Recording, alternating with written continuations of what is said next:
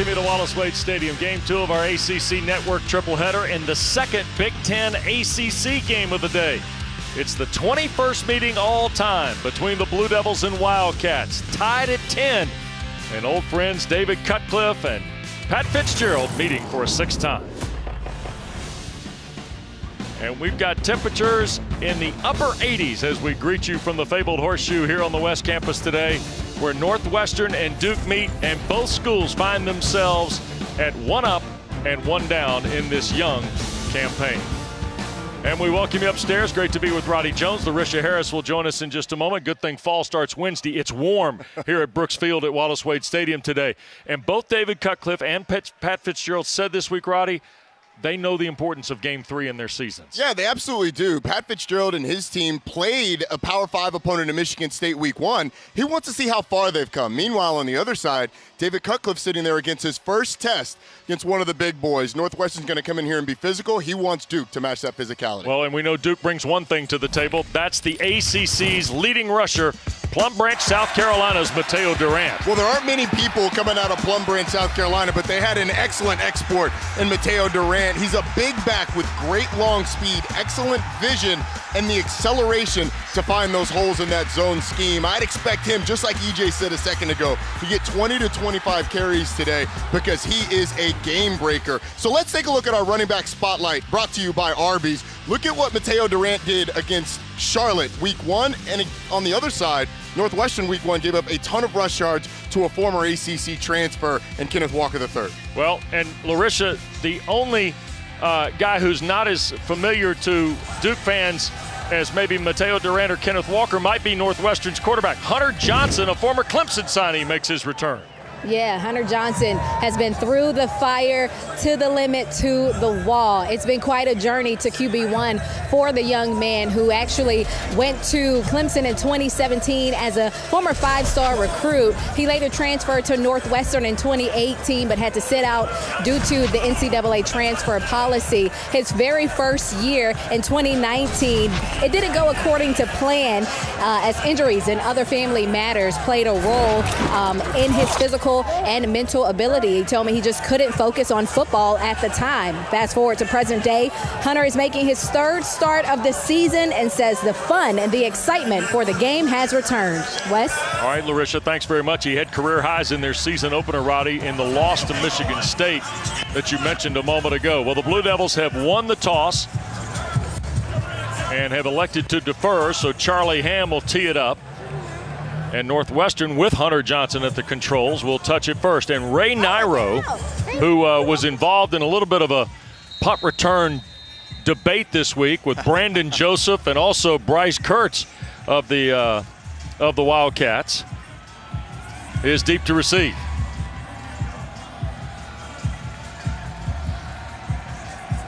So the Blue Devils looking for their second straight win as Ham hangs it high. Nairo signals for the fair catch, and Northwestern will scrimmage from the 25. And the Wildcats are here. They're the defending champs in the West Division of the Big Ten, Roddy. They certainly are. They're coming off an excellent year, 6-1 in the Big Ten, 7-2 overall. And that was after a weird start to the year. As you remember, undefeated at home were the Wildcats, and they gave Ohio State all they wanted in that Big Ten championship game, eventually dropping that game. But they defeated Auburn in the bowl game. And in a year where everybody has 16, 17, 18 returning starters, Northwestern lost just about everybody.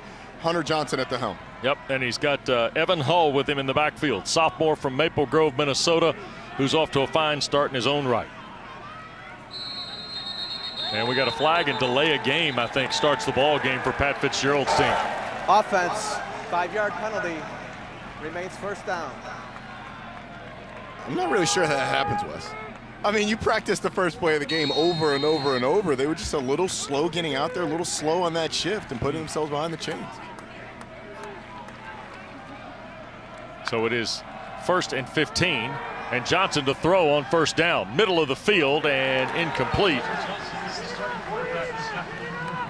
He was trying to dial, I think, Marshall Lang. Yep, the tight end.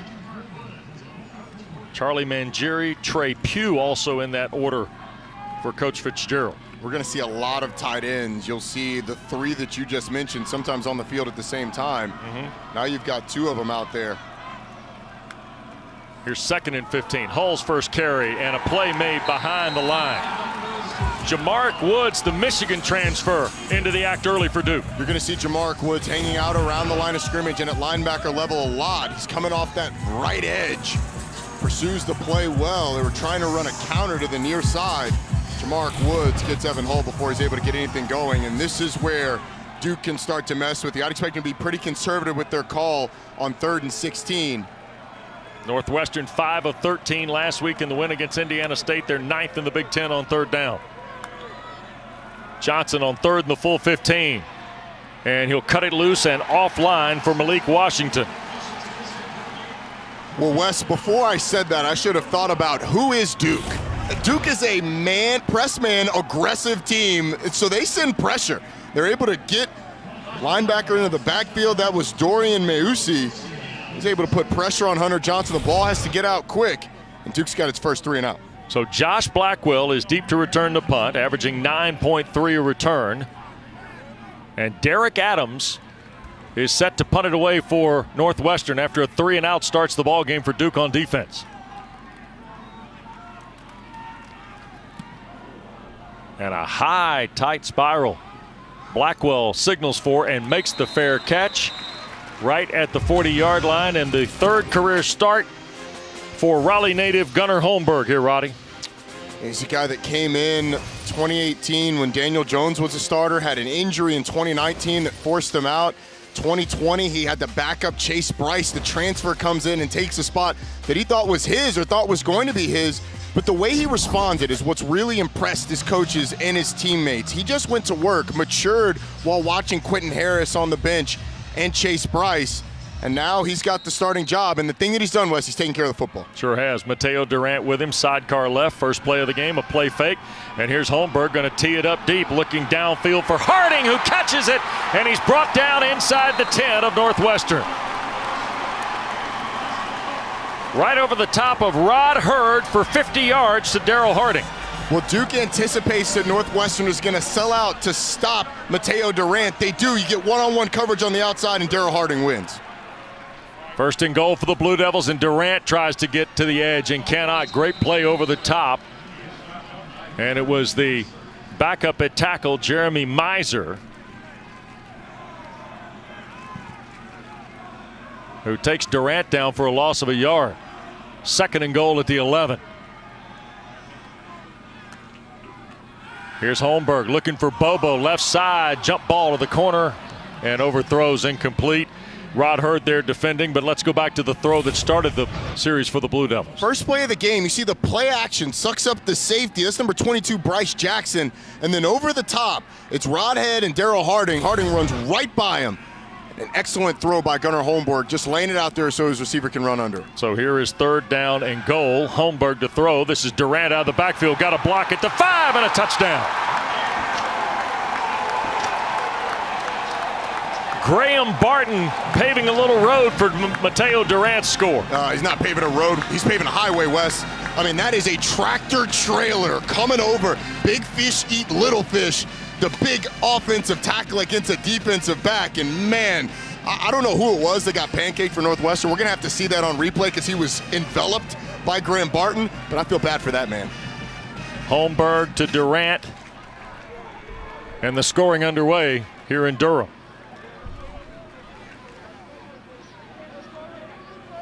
Charlie Ham tries to add the point and does. 4 plays, 60 yards in under a minute for David Cutcliffe's team. Well, Duke decides to just throw a little flare route to Mateo Durant. He gets a great block from Graham Barton out front. Mateo Durant easily into the end zone, and Duke up by 7.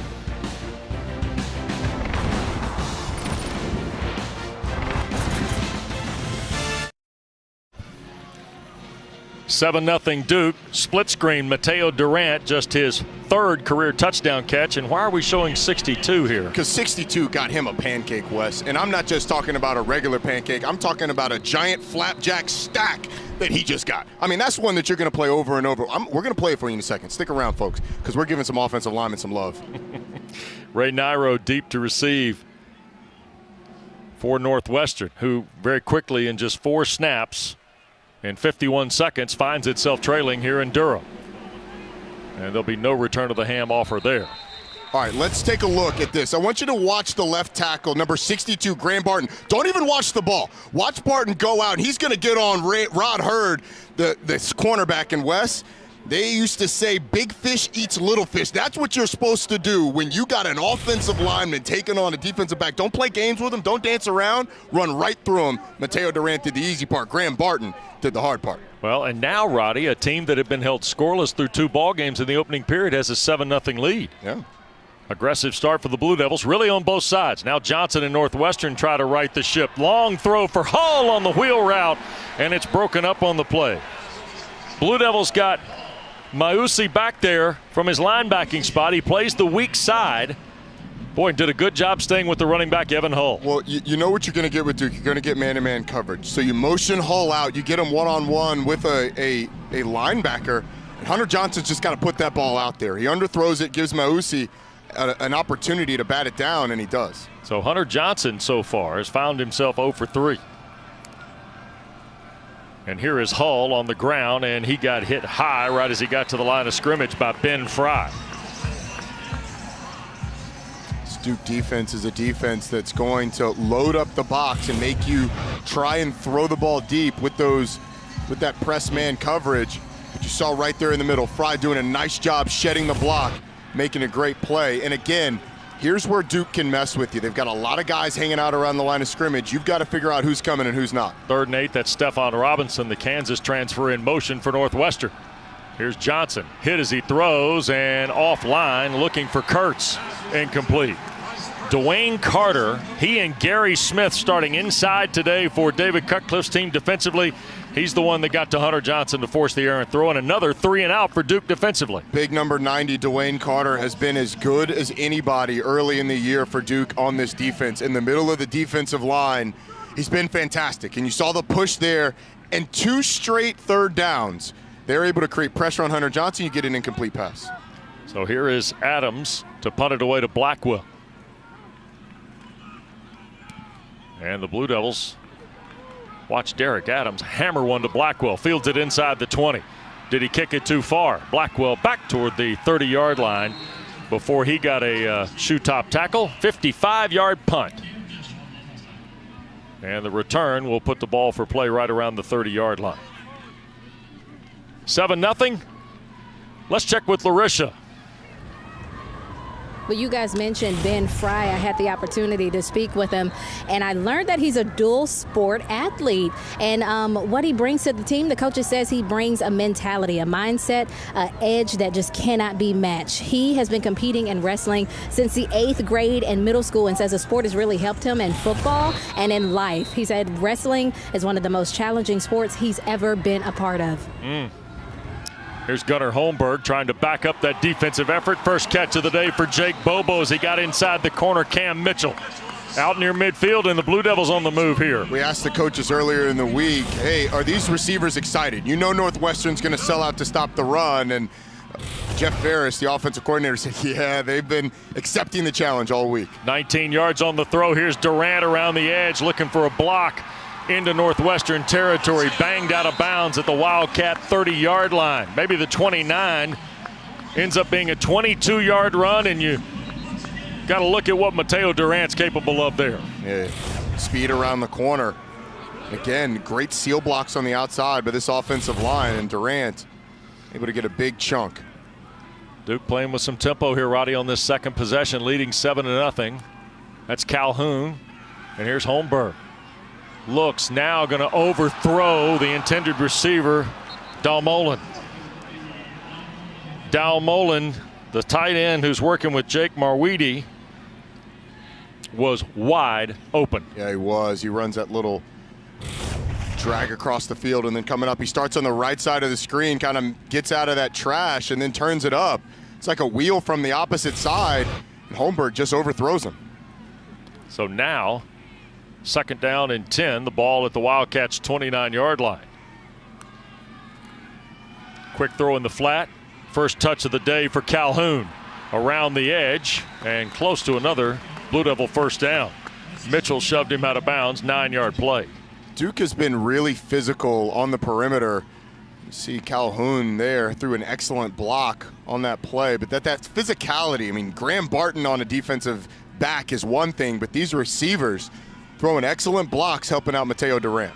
6'3" Jarrett Garner's coming the slot here to the near side as Gunnar Holmberg tries to get everybody set. 3rd down and short for the Blue Devils, and Durant gets the call right side. 10-5, touchdown Duke. And David Cutcliffe's team's making it look easy. They've had a great plan so far in this game.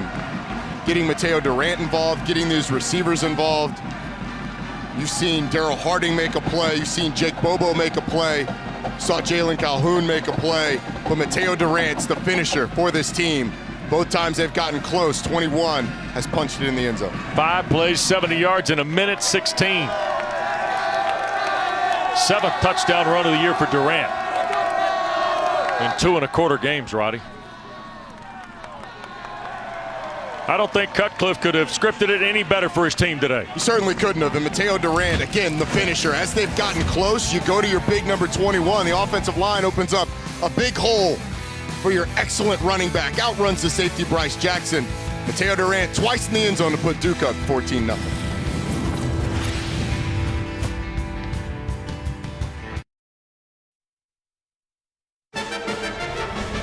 ACC Network College Football is brought to you by Duke's Mayonnaise, the only mayo with that southern something, that added oomph. Duke's, it's got twang. Well, 14-0 Duke. Mateo Durant through the air on a touchdown catch from Gunnar Holmberg, and just a moment ago, Durant by land for the 7th time this year. He's done it by land and by air. Maybe we'll see him do it by sea before the day's over. Well, and Holmberg off to a good start too. 4 of 6 for 90 yards. And here's Charlie Hamm to kick it away again with Nairo waiting. That's a line shot that will bounce through the end zone. And, well, we told you Mateo Durant, the leading rusher in the Atlantic Coast Conference coming in. 6th nationally with just under 300 yards, Roddy, and adding to it. Yeah, how about those numbers? Leads the country. Still early in the year, but I mean, this is a guy that only had 15 carries for 41 yards a week ago. So this was going to be a game that I was interested to see how Duke would respond against a very physical front for Northwestern. Now it's on Hunter Johnson to respond. Andrew Clare has come in as the running back for the Wildcats now. And Clare gets the first carry of the day, and he's hit by Shaka Hayward after a step and a half, just shy of the 27. Hayward comes in as Duke's leading tackler, including 16 of them last Friday night against North Carolina A&T. He's in the zone. Told us that he didn't even realize he had 16 until they got to the post-game press conference. Surprised. If I was a defensive player, I'd be counting them on my wristband. Here's Clare trying to get to the edge. Blue Devils with pursuit. Hayward there, and finally gets some help riding him out of bounds. Mausi also helping out. And just maybe a step toward the 27 there. So Northwestern hasn't had a lot of success going up the middle, so they try a perimeter run. It's a negligible gain for him, and a little bit of a substitution here. Duke has heated up the pocket on each of these 2 third downs. What's Northwestern's answer? Do they go with some sort of screen here to take the pressure off Hunter Johnson? Blue Devils put another defensive back in the order here as Hunter Johnson drops straight back, wants to take the shot, and it's caught.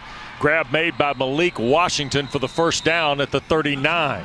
12-yard throw and a first down. First of the ball game for Northwestern. Daquan Johnson was in coverage for the Blue Devils. And here are the Wildcats now trying to turn the tempo up. Quick snap, Johnson in trouble, hit as he throws, and that will be offline for Jacob Gill, the intended receiver of the Wildcats. Gill, sort of a homecoming for Pat Fitzgerald, played his high school ball at Cardinal Gibbons in Raleigh. Aeneas Peoples was the guy forcing pressure on the passer. Duke doesn't have a sack yet on the season, but Hunter Johnson has felt their presence, and Pat Fitzgerald's got to be thinking, man, what do we got to do to protect our quarterback? He's been on his back far too much through the first 3 drives. Well, they've got Sam Jarrett at center, 23rd straight start today. Here's Johnson on a play fake. wants to come back, and now it's not there, and he'll sail it out of bounds. I think Hull was the guy who was the intended receiver, or not Hull, I beg your pardon. It was Ray Nairo who was the intended receiver. Flags come down. The passer was outside the pocket. Yeah, I think he's out of the tackle box, Wes. Third down. So Mark Klozinski, the referee today out of the Big Ten. they were having the discussion on whether or not it was grounding, but he's out of the tackle box, so he can throw it away as long as it passes the line of scrimmage. Third and the full 10.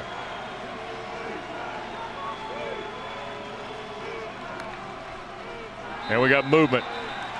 And that is going to be on Nairo, Offense number 23. who was working 5-yard at the penalty. top of the formation. Remains third down. It's been a disastrous start for Northwestern on offense. Just not able to get anything going in the run game. The pass game, they haven't been able to protect Hunter Johnson. And now you've got a 3rd and 15. Not a lot of answers here. Johnson handles the snap, going to take the deep ball down the far side, and it's caught. Kurtz holds on to it, and a great catch. Play looked like it was going to blow up on the Wildcats from the snap, and it ends up being a throw in front of the Duke bench to the Blue Devil 22. Northwestern's going to have to win some of these matchups to have success today. Once again, there's a little bit of pressure on Hunter Johnson, at least the pocket closing in on him, but he's able to deliver an excellent ball to the outside. Leonard Johnson was in good position, but Kurtz just kind of forces him by and makes the play. Put a note on that play. 44-yard throw saves the drive for Northwestern, and Johnson keeps it. And he'll pick up a couple of yards before Daquan Johnson out of the Duke secondary makes the play. Daquan Johnson is the sophomore from Alabama playing the Bandit safety. There are 3 of them, Rover, Bandit, and Strike. Looks like we're going to get some Wildcat here. Northwestern likes to do this. So Anthony Tyus has come in as the Wildcat, if you will, to take the snap. And the running back will keep it to the right side and inside the 10. Tyus continuing to drive out of bounds at the 3. It'll be 1st and goal. Shaka Hayward shoved him out. They never took him down to the ground. Tyus running with incredible strength, but Northwestern will do this. Just simplify the game. Snap it to your running back and play some power football. Now they're going to bring in their big package, the defensive tackle, Joe Spivak in the game. He's going to be in the backfield. Yeah, so Spivak is the fullback in front of Evan Hull. You got 2 or 3 tight ends. And they're going to hand the ball to Hull, trying to find a gap at left guard. Now, Conrad Rowley is starting at left guard today, Roddy, because Josh Preeb has been scratched from that left guard spot by Pat Fitzgerald, and that's where they ran this time. Watch Spivak out of the backfield, too. The 2 defenders submarine him. He does a front flip. The Duke doing a nice job of spilling the defensive tackle who's at fullback. He's going to walk over the sideline and say, Coach, I only get cut block on defense, I thought. Joe Spivak, by the way, is a whole package in production to himself. Oh, yeah. We will get into that. Yep. And now we got a Blue Devil timeout call for. Timeout. Duke was trying to scramble Alexander onto the field, it looked like, based on some of the changes they saw from the Northwestern sideline. Well, today here in Durham for the 6th time, David Cutcliffe and Pat Fitzgerald are meeting. Coach Cutt turned 67 earlier this week. Native of Birmingham, and of course now in his 14th season in Durham. And Roddy, the work he's done since 2008 when taking this job is nothing short of phenomenal for Duke football. It's been tremendous. I mean, I saw what this program was up close and personal during that time. Played them in 08, 09, 10, and 11. Got recruited in 6 and 7. You could say much the same for what Pat Fitzgerald has done at Northwestern. Different timetable now. He's been there a little bit longer, but what he's done at Northwestern, turning them into a program that is now a perennial power in the Big Ten West, it's been fantastic to see. And true to his word, he's wearing shorts today on the sideline, and there's a flag. As I think R.J. Oben might have gotten an early start, or was he drawn? He was drawn. Well, 5-yard penalty. Tough penalty here for Northwestern, who has pushed it downfield. I see it right there on the end of the line. That's Ethan Wiedeker, the right tackle. Big 76 at 6'5", 295. 3rd penalty on the Wildcats. sure I wouldn't go back to the Wildcat at some point if I'm Northwestern. Under center, Johnson. Pressure coming right away, and it's caught by Hull, and a heck of a play. Pulling him out of bounds, Mausi. It's a great catch by Evan Hull, by the running back, and Mausi closed the distance. Boy, what about Dwayne Carter, though, up in Johnson's grill, right? Yeah. Duke's been able to create that pressure, and anytime you run that little boot, you're in danger of getting that edge pressure. Hunter Johnson got it out quick. Looks like Northwestern's bringing more receivers into the fold. You got a wide open receiver in the slot to the top. Here's Johnson with Hull now. 3rd and goal. Pressure coming. He'll be sacked. The ball is loose. The scramble for it at the 13, and let's see who has it. Lummy Young knocked it loose, and Ben Fry recovers it. How about the pressure that this crew has put on Hunter Johnson? Down with their backs on the goal line. Lummy Young comes through, doesn't just get the sack, gets the strip as well. And the Blue Devils got the ball back.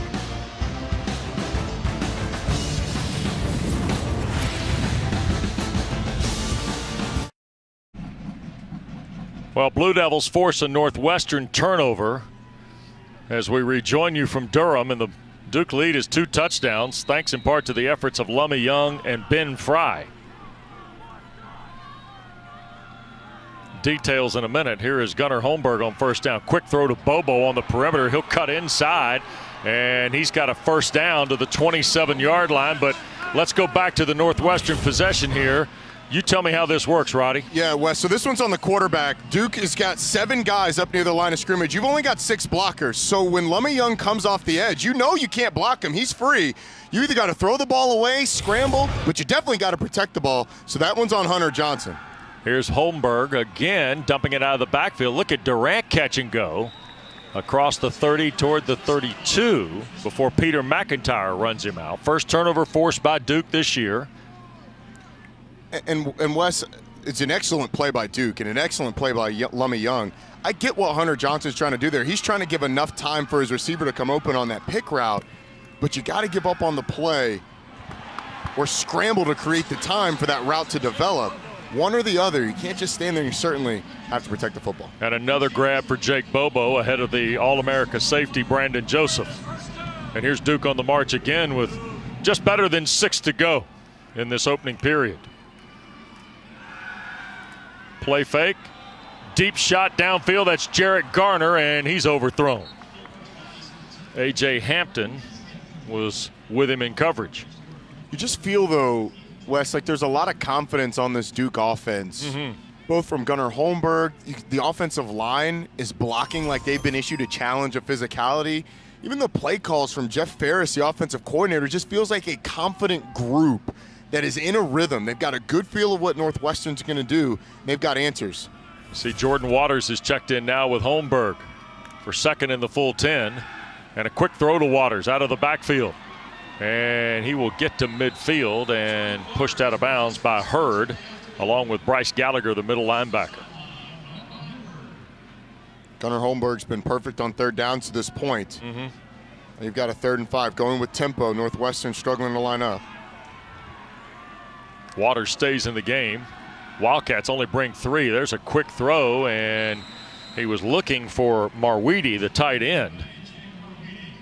If you're David Cutcliffe here, we'll see why this would ball you? is spotted. I think I'd go for it. Yeah. Offense is playing with a lot of confidence right now. Your defense is playing with a lot of confidence right now. Now Mullen into the ball game. Here comes Durant for Waters.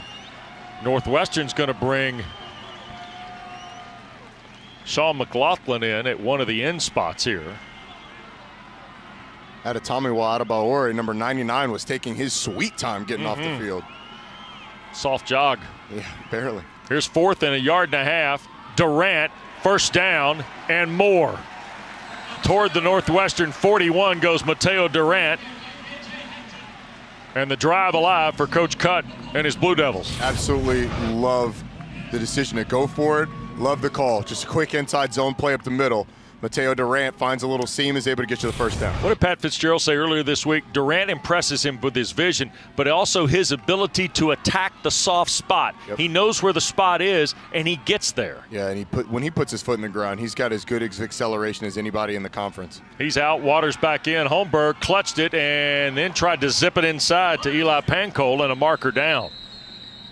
I think this might be pass interference on Northwestern. Legal downfield, no. Ineligible? Yep. Back to our favorite call, huh? Absolutely. Apparently a focus this season. Ineligible downfield. Offense number 71. 5-yard penalty. That is Mark Repeat first Klaczynski and Maurice McIntyre of the Blue Devils. Watch the left guard, number 71. Goes down, gets up the field. Yeah, you find yourself drifting there around 5 yards. Oh, he knew it. He knew it. He knew it. He looked around. He's like, whoa, I am far from home. Here's Holmberg, got to make a quick throw. This is Waters looking for a block on the perimeter. Got some help, but not nearly enough to get around Trevor Kent, who wrapped him up.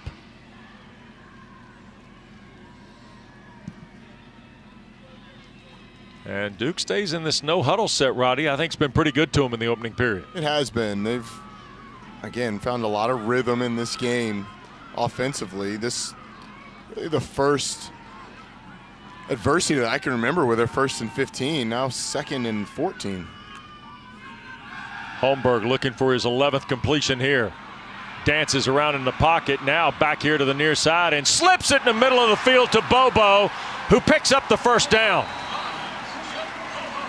15-yard throw, a little now you see me, now you don't. Well, it's a really good job of the Northwestern defensive line of keeping Gunnar Holberg in the pocket, but a better job of the offensive line, keeping those defensive linemen off the quarterback where he can just maneuver and work and then find the receiver that he has been most comfortable with this year, Jake Bobo. 3 catches, 43 yards for Bobo. We had a funny discussion with Jeff Ferris yesterday, the Duke offensive coordinator, about Holmberg and Bobo's pass and catch combination through 2 ball games. Here's Holmberg on a play fake, in trouble, and is sacked. Northwestern has stepped it up, and that time they got there with Jeffrey Pooler, the West Virginia transfer. He's up against Graham Barton, the guy that we highlighted earlier. He did an excellent job on that little flare pass to Mateo Durant. That time gets beat by Pooler. So here's the snap after the sack, and now Holmberg going to keep. He'll ride a Waters block, and Gunnar Holmberg inside the 20. 1st and 10 for Duke at the Northwestern 17-yard line. Again, an excellent call by Jeff Ferris. You raise up and watch the size of this hole. Defensive lineman run right by, and then it's Waters on the linebacker. You don't have to get much. Just get a little piece, get your quarterback by. It's a first down for Duke. Blue Devils get back into what you would call their regular personnel here. 1 back, 1 tight end, and we get a timeout asked for by Pat Fitzgerald. This is their Here with first 2.5 to go in the first period. 30-second timeout. Duke has dominated this first 15 minutes so far, including forcing a turnover by Northwestern on their best possession of the day. Don't forget, following us tonight, we'll send you 8 miles down 15501 to Kenan Stadium. ACC Primetime Football presented by Geico. The South's oldest rivalry, Virginia, number 21, North Carolina tonight. Dave O'Brien, Tim Hasselbeck, Kelsey Riggs standing by, along with our friends from the Huddle. Yep. Roddy? Yeah, got a chance to catch up with those guys last night. Yep. Hotel room. Did not get the scouting report that it was going to be blazing hot, but yeah, they were over there early for they caught a little bit of noon heat today. It's going to be a fun game, though, tonight. 2 of the best quarterbacks in the ACC. The best quarterback in the ACC this year has been Brennan Armstrong. Right. Been lighting it up. 12th play of the drive for Duke. Trying to cash in on this turnover. And Durant out of the timeout. Cuts back inside at the 15, and forward he goes to the 11. It'll be a 6-yard run before Bergen, the linebacker. 245 career tackles coming into today for Chris Bergen from Bloomfield Hills, Michigan. These Northwestern linebackers, I mean, the offensive line of Duke's been a nice job getting up to them, but when they've tried to shoot the gaps, they haven't been able to get there. And Durant around the edge again, fumbled the ball into the end zone, and Northwestern has recovered, I believe, before it bounced out of the back, and it did. Brandon Joseph comes up with the loose change on the back line. And a turnover for the Wildcats. It's one of those finally plays, if you're a Northwestern fan, finally something goes your way.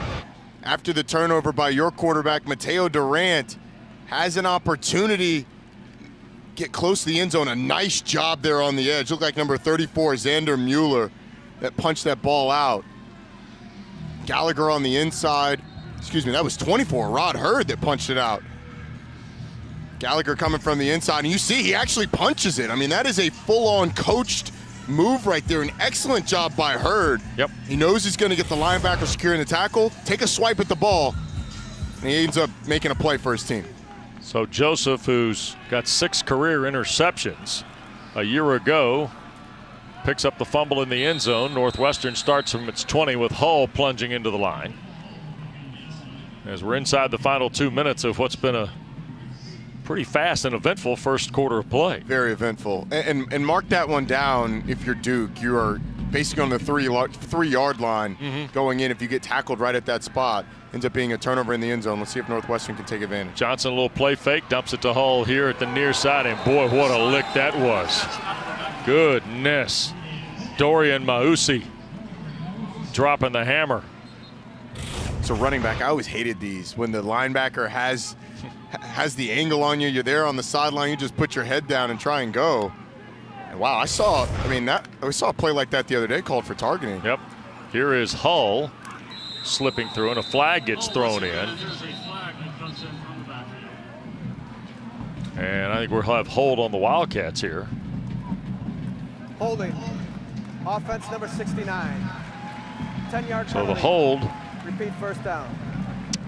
is on Parmelli, I believe. Or no, Schmidt. Wes, I'm a little surprised that play before wasn't paused, at least to look at a little bit more for targeting. Right. Especially if you're a Northwestern fan. I mean, that's a 15-yard I agree with bump that you would have gotten. And with Northwestern going at tempo, the replay officials are looking at it, so they are checking to see if they should stop it. I'm surprised they didn't stop it to take a longer look. Yep. First and long out of the penalty.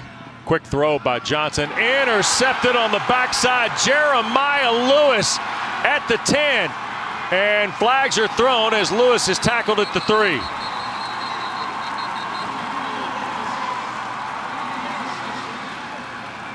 Third career interception for Lewis, his first of the year. I think the flag's going to be for a block in the back on the return. And they've spotted the marker at the 16, so the math from there would push it back out beyond the 25, I think. The interception and during the return, personal foul, illegal blindside block. Oh. Return team number 99 will penalize 15 yards from the spot of the foul. It will be Duke's ball, 1st and 10. So Lewis, the interception, will stand. So first off, let's watch the routes. You're going to see it to the top of the screen. The receiver's going to come inside. Hunter Johnson throws it like he's expecting him to go outside. Then you get the interception, and the illegal blindside block comes after this, but get the receiver going in. Jeremiah Lewis comes out. The illegal blindside block happened just before you saw him go by. Let's see if we can see that here.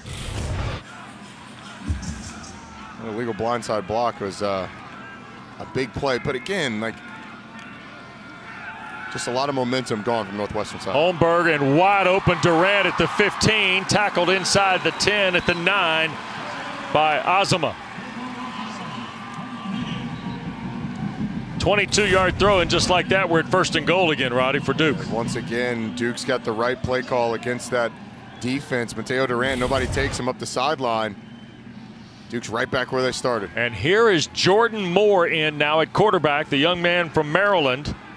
Early enrollee whose offensive package gets a little better every week. And here's Moore around the edge and into the end zone. Just like that.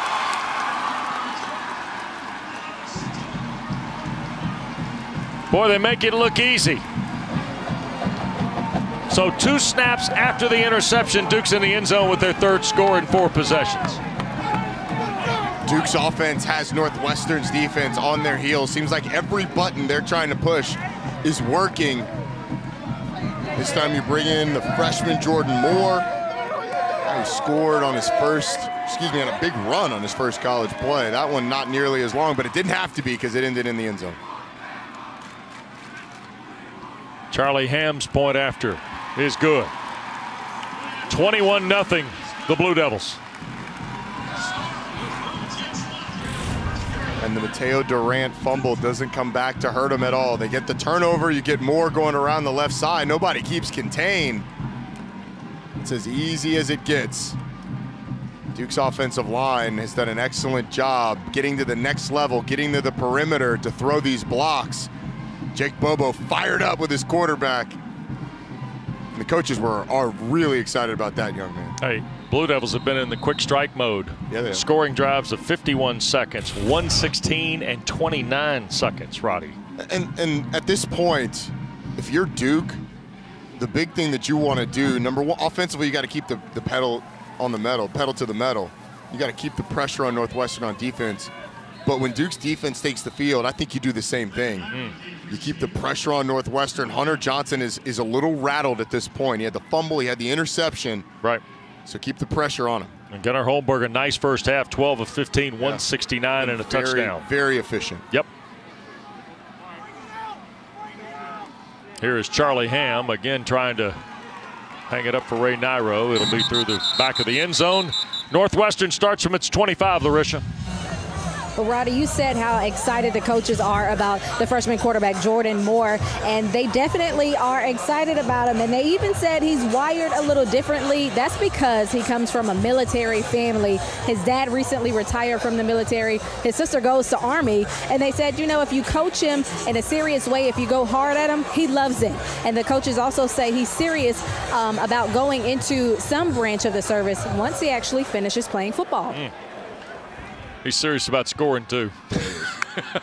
Anthony Tyus in the ballgame at the running back spot. A cutback frees Tyus across the 30. And taken down for a first down at the Northwestern 36-yard line. So an 11-yard run before Jalen Stinson. Down from the safety spot. And that will be the final play of this opening period. It's been all Blue Devils. Duke held Northwestern to 3 and outs on their first 2 series. And they responded with a pair of touchdowns. Mateo Durant caught a pass and has scored on the ground. And the Blue Devils are in front after 1.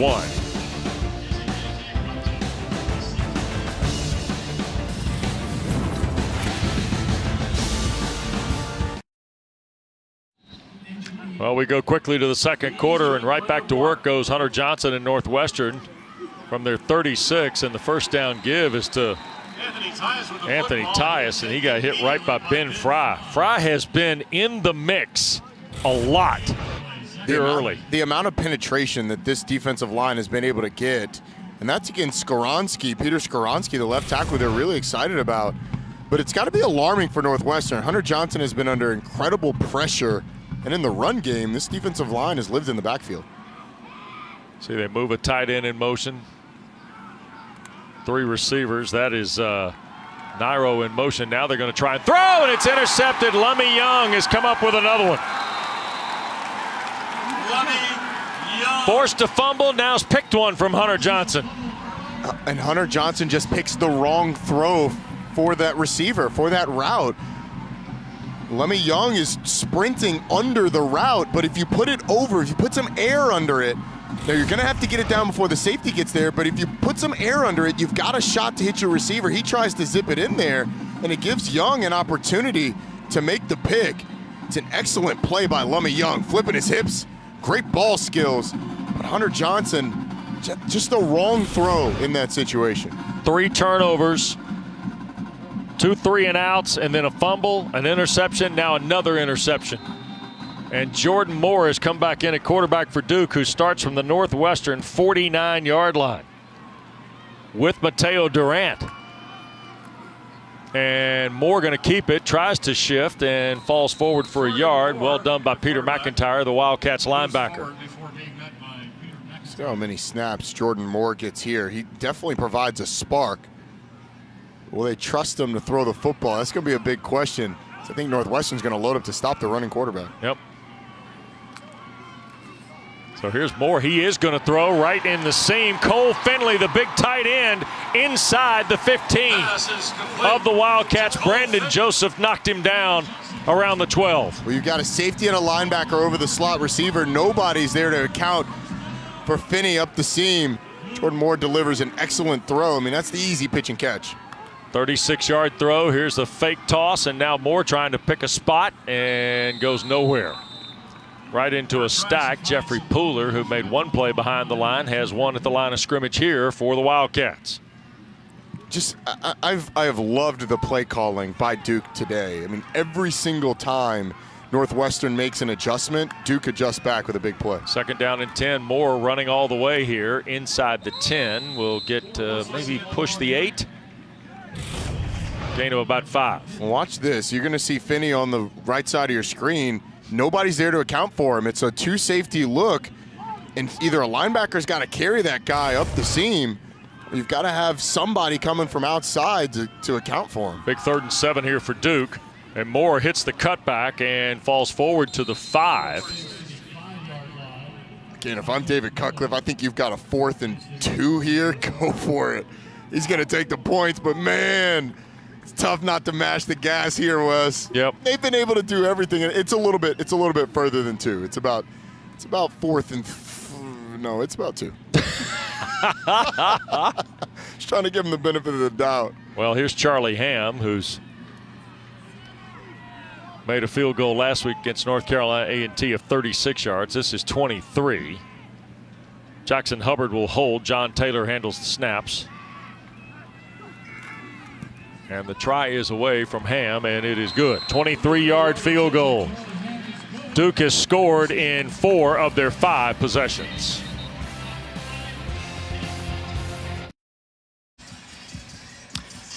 Well, Duke is +2 takeaway giveaway. The 3 turnovers by Northwestern have produced 10 points for the Blue Devils, the latest the Charlie Ham field goal, Roddy. And look at where Duke has been over the past few seasons. I mean, when you are double digits in the negative in turnovers, it absolutely kills you. And it's not because they weren't creating them. It's because they were turning the ball over. 39 turnovers a year ago.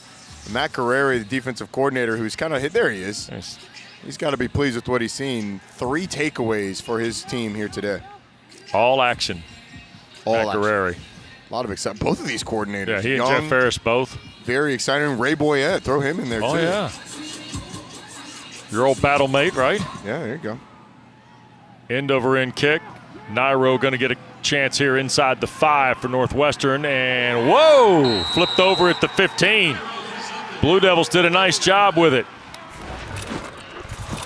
Let's take a look at these turnovers. You get Lummy Young coming off the right side to create the first one. Hunter Johnson fumbles it. Ben Fry picks it up. And then it's just an errant throw. Jeremiah Lewis picks this one off. A little bit of miscommunication between quarterback and receiver. He almost returns that one for a touchdown. And then this last one, Lummy Young getting under the wheel route. Flips the hips, picks it off. And Duke has been a ball magnet on the defensive side of the football. Yep. Andrew Clare's coming as a running back. Johnson on the toss. Clare trying to go the backside of the play and breaks through. Nice running by Clare and knocked out of bounds around the 40-yard line by Nate Thompson.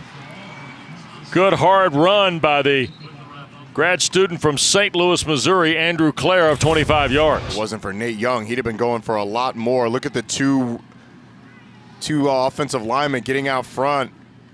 Those blocks on the perimeter spring Clare, and Northwestern, a little bit of momentum to start this drive. Yep, enough to produce that lane. Here's Johnson, and Hunter Johnson going to try and keep it, and that goes nowhere. Jamian Franklin, the Notre Dame transfer, pulls him down behind the line. It's a nice play by Franklin, and you know, I like the run call to start this drive. We haven't really seen Northwestern try and go big and play big boy ball with Duke. I mean, they tried to run the ball, but it's mostly out of 11 or 12 personnel. A little surprised we haven't seen some of those 3 tight end sets. Here's Johnson looking left, going to throw to Clare, and that got measured by Blackwell, who hit Clare on the button. And Andrew Clare stood his ground and scrambles back for a couple of more yards. Well, Clare keeping his feet there. Ooh. That's a big hit. Northwestern's probably expecting man-to-man coverage. They don't get it. They get zone. Blackwell had him wrapped up too, but 5'11", 202 proves hard to bring down. Yep. Multiple Blue Devils getting in on that one. Claire threw a stunner at Blackwell. Yeah, he did. All right, big question here. Can Northwestern pick up the pressure that Duke's going to send? You're going to get man-to-man across the board, it looks like. And how did they miss the false start? Wildcats 2 of 5 on third down. Back foot throw, Johnson, and it's broken up. Jalen Stinson, former javelin champion in high school in Opelika, Alabama. Roddy? I did know that. Northwestern had a receiver with a little bit of a stutter before the play. Didn't end up mattering because Jalen Stinson able to knock that ball down on 3rd and long. 4 plays. Here's Adams now to punt. Came in averaging 41-1, which was good enough for 6th in the Big Ten through 2 weeks. And Boylan is deep to return for Duke. And will fair catch it right around the 10-yard line. We get a break in the action at Wallace Wade Stadium. Duke 24, Northwestern nothing.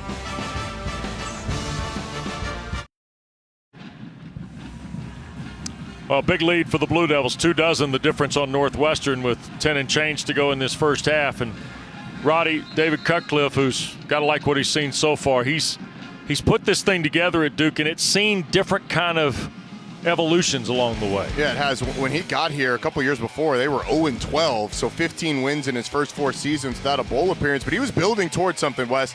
And I saw it live and in person. And when I left, this team was turning it around in 2011, 2012. You saw there the bowl appearances, the records, and then the past couple seasons have not been the best. The reason that their expectations at Duke on the football field are because of David Cutcliffe. And he'll be the first to tell you they have not met those expectations the past 2 seasons. Yep. Here's Gunnar Holmberg, first down give. Oh, a little cutback, Mateo Durant, and across the 25 goes Durant. Out near the 28-yard line before Brandon Joseph. A couple of talented guys meeting one-on-one there. Durant sees the cut on the backside, puts his foot in the ground, and gets north. That's where he is so good. And he'll get it again and runs right into a linebacker. That was Peter McIntyre, and takes him for 2 to the 30. The thing you like about Durant, Roddy, the balance, the vision, the shiftiness, and also the toughness. Yeah. I mean, those 2 plays right there show you the full catalog. Yeah, they absolutely do. Holmberg, quick throw, perimeter throw. Calhoun trying to make a guy miss. And Northwestern does a good job wrapping up. Bergen on Jalen Calhoun. It's been a good mix of run and pass from Duke, and just when you think you can start to cheat a defender down towards the box to stop Mateo Durant, they toss it out on that extended handoff. Just a little bubble. 3rd and 8. Back foot throw, Holmberg into traffic, trying to go to Jarrett Garner. And A.J. Hampton got a hand in. And for the first time today, Duke is sidetracked here a little bit. In fact, the Blue Devils are going to punt for the first time. And we'll get a look at Porter Wilson. Yeah, it's a good play there at the corner position. You'd love to see Gardner push a little bit more and have a little bit more space to come back to that, but you got to give credit on the other side. It's an excellent play. ACC's best punter is Wilson at 45 yards. And Brandon Joseph is deep to take this punt. Wilson hangs it high toward the numbers on the far side and out of bounds. So no return for Joseph, and I don't blame him. After what Brandon Joseph did last week, I wouldn't kick it to him either.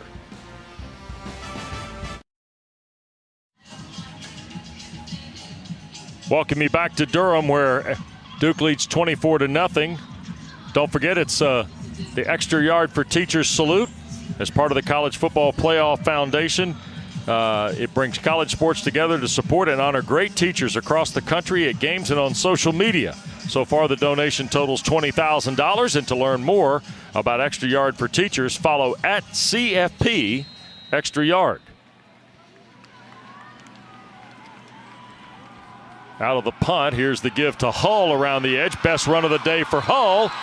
And knocked out of bounds in Blue Devil territory back at the 45. It's 2 drives in a row. They've had success going to the perimeter for a run play. Once again, you get 2 pullers out front, and Hull turns on the jets, gets around Jamark Woods, He's able to get up the sideline. 14-yard run. Here's Hunter Johnson in Northwestern with under 9 to go. He'll throw to Hull. Or beg your pardon, that is the tight end. And Lang, who holds on to it and brought down at the 41, and now a flag has come in behind that. And it looks like the Blue Devils might have been a little overzealous. Christian Rory was on that stack, 99, for Coach Cutt's team.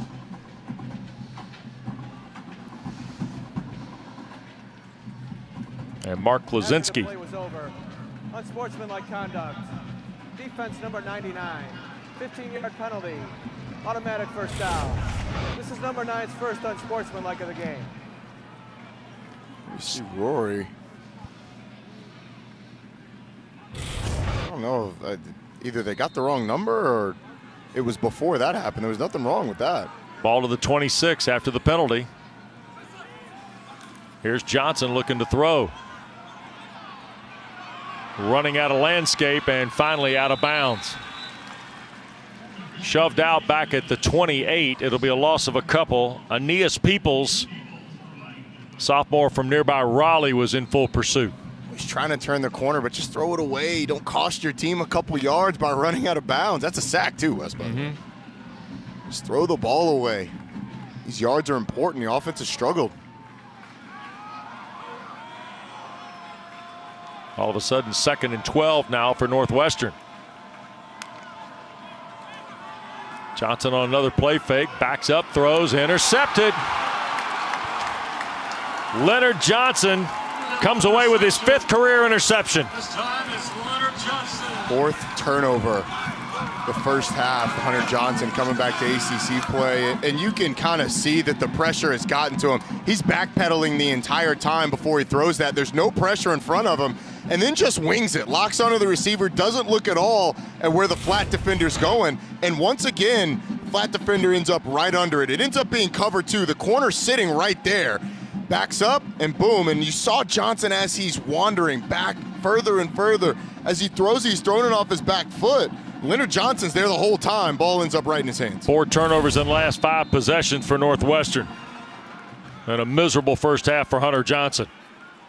Here's Holmberg to the left. And Bobo the catch. There is a flag down. And Jake Bobo went down awkwardly under the Wildcat pursuit of Cameron Mitchell. You got a quick sprint out away from the back. That's an interesting little look to the quarterback's left. You don't see that a lot. Illegal formation. Offense. More than 4 men in the backfield. Number 62 was not lined up on the line of scrimmage. 5-yard penalty. Repeat first down. So a detail penalty, the 3rd of the day on Duke. And back to the 17 it will go for first down.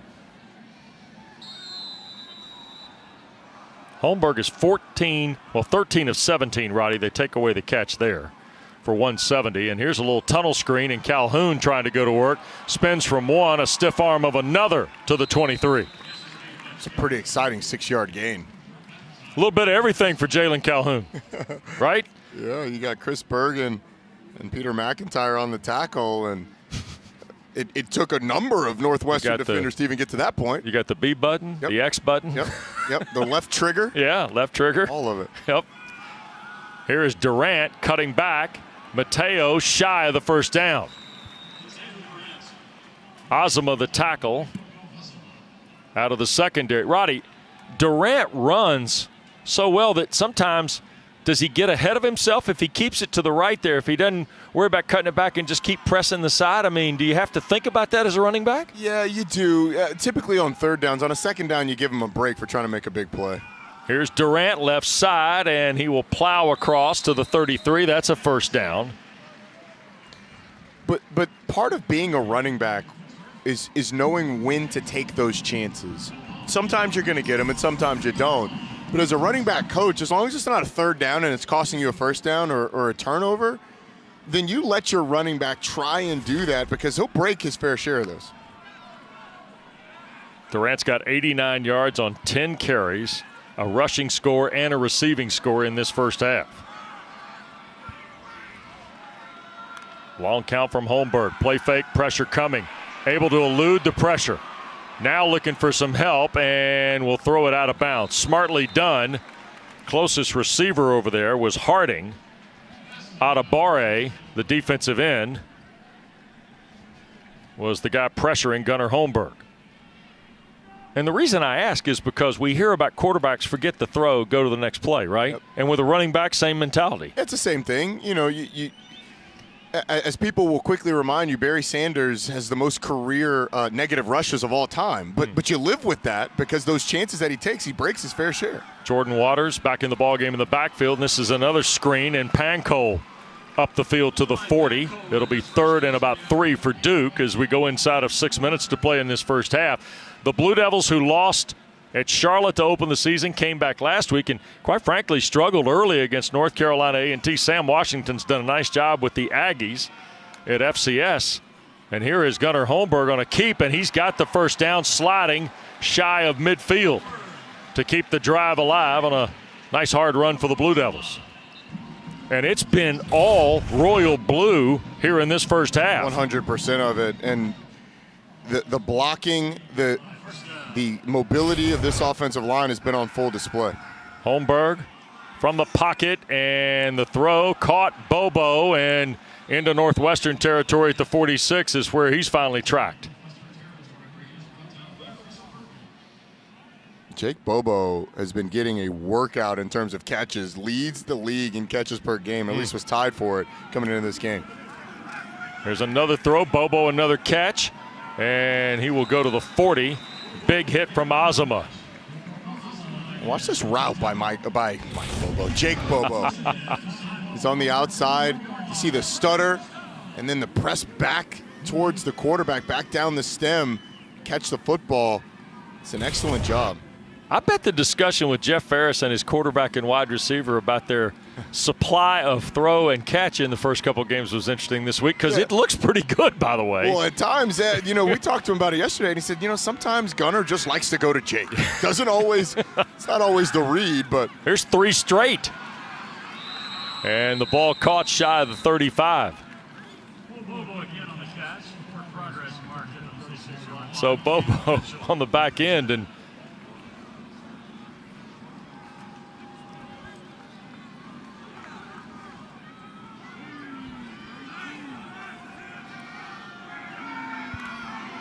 Seven catches, 79, and a career high for Bobo. And here is the work of Jordan Waters down the near sideline. Did he step out? No, he is in bounds and brought down shy of the 5. He tiptoed the near sideline at around the 20. Duke has looked like the more prepared team. They look like the more physical team, and here they look like the faster team.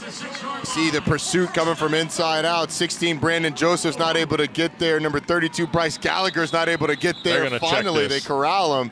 They're going to check it. Yeah, I think he probably stepped out of bounds. I think he borrowed a piece of the sideline around the 20. It's all right. Hey, you run until the whistle blows. 3:44 to go. A timeout for review of the run by Waters. Play is under review to determine if the player. Well, Duke in front, and they're looking at the run by Jordan Waters here. And out of bounds he goes at the 18, Roddy. Yeah, that's the foot that gets you.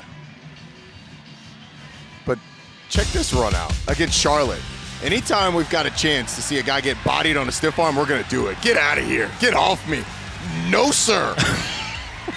No, thank you. Take some forearm with your missed tackle. Gotta love that, man. I mean, we are seeing a lot of running back love here today by you, number 20. I mean, we're getting a lot of RB love here. A lot of chances, but when I do, we go full in. Here's Durant on the first down play from the 18, picking up 4 ahead of Trevor Kent. And the tackle by the Wildcats. Now, Mateo lost a helmet, so that means Waters gets plugged right back in. All right, if you're Northwestern's defense, you got to think, look, we are down 4 scores now, and it feels like we have 7 years to go. But if we come up with a stop here and can keep them to 3, you're still down 4 scores. You can't give up a touchdown. 12th play of the drive, and Waters a couple more to the 11. Miser the stop. for Northwestern. Got Jordan Moore back in there to take the snap. They've gone quarterback run a lot, but they snuck the tight end up the seam once. Dalmolin is the tight end, kind of hedged as a wing back to the left, and here goes Moore around the edge looking for help, and it's going to be close. He had to break the 8 to get the first down. You going, Roddy? I would. Yeah, absolutely. You're going to get the ball to start second half. Yeah, Gunnar Holmberg's coming back in. You're up 4 scores, and the only thing that really changes that dynamic is a touchdown. So I like the fact that David Cutcliffe has his offense on the field, and you mentioned it. Even if you don't get it, you still have that opportunity. I think you go for it. Durant in the backfield. Marwedes come in as a tight end to join Dalmolin. You see the 2 receivers to the near side. And now Duke wants a timeout. Timeout, Duke. This is their second of the half. Bobo and Harding were the receivers. And with 2:21 to go, David Cutcliffe burns his timeout. Don't forget, coming up, State Farm halftime report. We'll take you over to Kenan Stadium in Chapel Hill. Jordan Cornette, Eric McClain, E.J. Manuel, Coach Rick. With our coverage from Chapel Hill, they'll preview tonight's Carolina-Virginia game that follows us. A look at this first half. And other conference matchups underway, including Georgia Tech and Clemson and Florida State Wake Forest in Winston-Salem. All that coming up at the break on the State Farm halftime report. Boys got a tough job today, man. They got a tough job today. Because of the heat? After the heat and the early results in the league, there has been no heat until this Duke team came to play. But field goal team on the field, and look, you can never argue with the points, but man, I liked where he was going with that. I really did. Ham, who hit earlier from 23, this will be from 27 with 2:21 to play. And Charlie's kick is good. So a 27-yard field goal makes it 27-0. Well, if we're going to start, let's go back to last night. Jalen Alderman and a wild finish at Cardinal Stadium, Roddy. As wild a finish as you'll see. Louisville's got hope because they've got the football. You get an interception by Malik Cunningham. UCF gets the football back. They've got hope, and then a pick 6 to win it for Louisville. What an awesome, awesome game that was. I was asleep for it, so I had to catch it this morning. Yeah.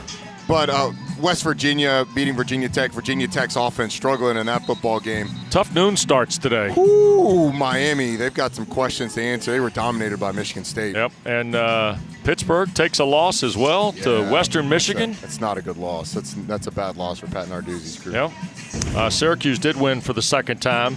Sean Tucker, another big day, 132 yards, 4 scores. They put 62. But Albany, by the way, touchdown and recovered an onside kick and punched another score in late. Ooh. To make it a 38-point margin. Great Danes. First meeting ever between those two schools. It's been all Duke in this first half. 2:16 to go.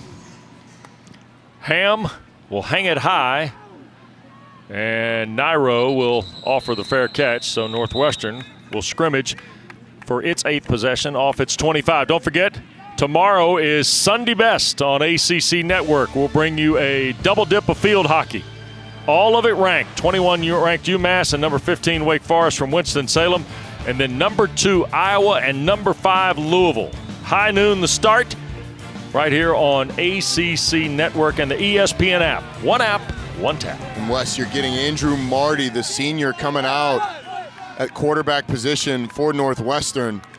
2:16 left and 2 timeouts. Yeah, first appearance of the year from Marty, who slings it to the far side, and it is caught. A diving catch by Malik Washington at the 38. What a confidence throw deep out to the field. Marty's able to sling it there into a tight space, get a completion. And a 2-minute run here going for Northwestern. Marty going to cut another one loose and overthrows Washington there and almost picked Isaiah Fisher-Smith. He keeps running, the young man from Greensboro, North Carolina. He runs into an interception. He didn't quite have a judgment on the football, thought that the receiver might be able to get to it, but it was clearly overthrown. As you said, if he keeps running and trusts his judgment of the ball, he probably picks that. Mm-hmm. Marty again from the gun. He'll flip it to Hull. He's wide open at the 45. He'll cross midfield before he is tackled. That's R.J. Oben, the defensive end, who's been off to a good start to begin this 2021 campaign, making the play at the 45. Northwestern didn't have much of a choice, but I like them being aggressive with the backup coming in. Yep, here is Hull on the carry. Splits the right side, has 10, has 15 to the 30. And Northwestern now, Roddy, with 1:42 to go, and they stop the clock to move the chains. Has some real momentum here. Yeah, and I'd expect Duke now to go back into what they were doing. Press man, you're bringing your starters in. Here's Marty in trouble and incomplete. Dwayne Carter, Aeneas Peoples bearing down. Trying to set up a screen to Hull and actually had it, but let's look at Aeneas Peoples coming up the middle. See him. Wow. He's kind of let go by the. I mean, the offensive linemen aren't exactly trying to block him, and they're letting him through on the screen. It was beautiful, but it was like doing it on one of those dummies. It just stands there with his arms out. Sam Jarrett, the center. Here is Marty again, dancing in the pocket, wide open, middle of the field, and caught for the touchdown. Jacob Gill.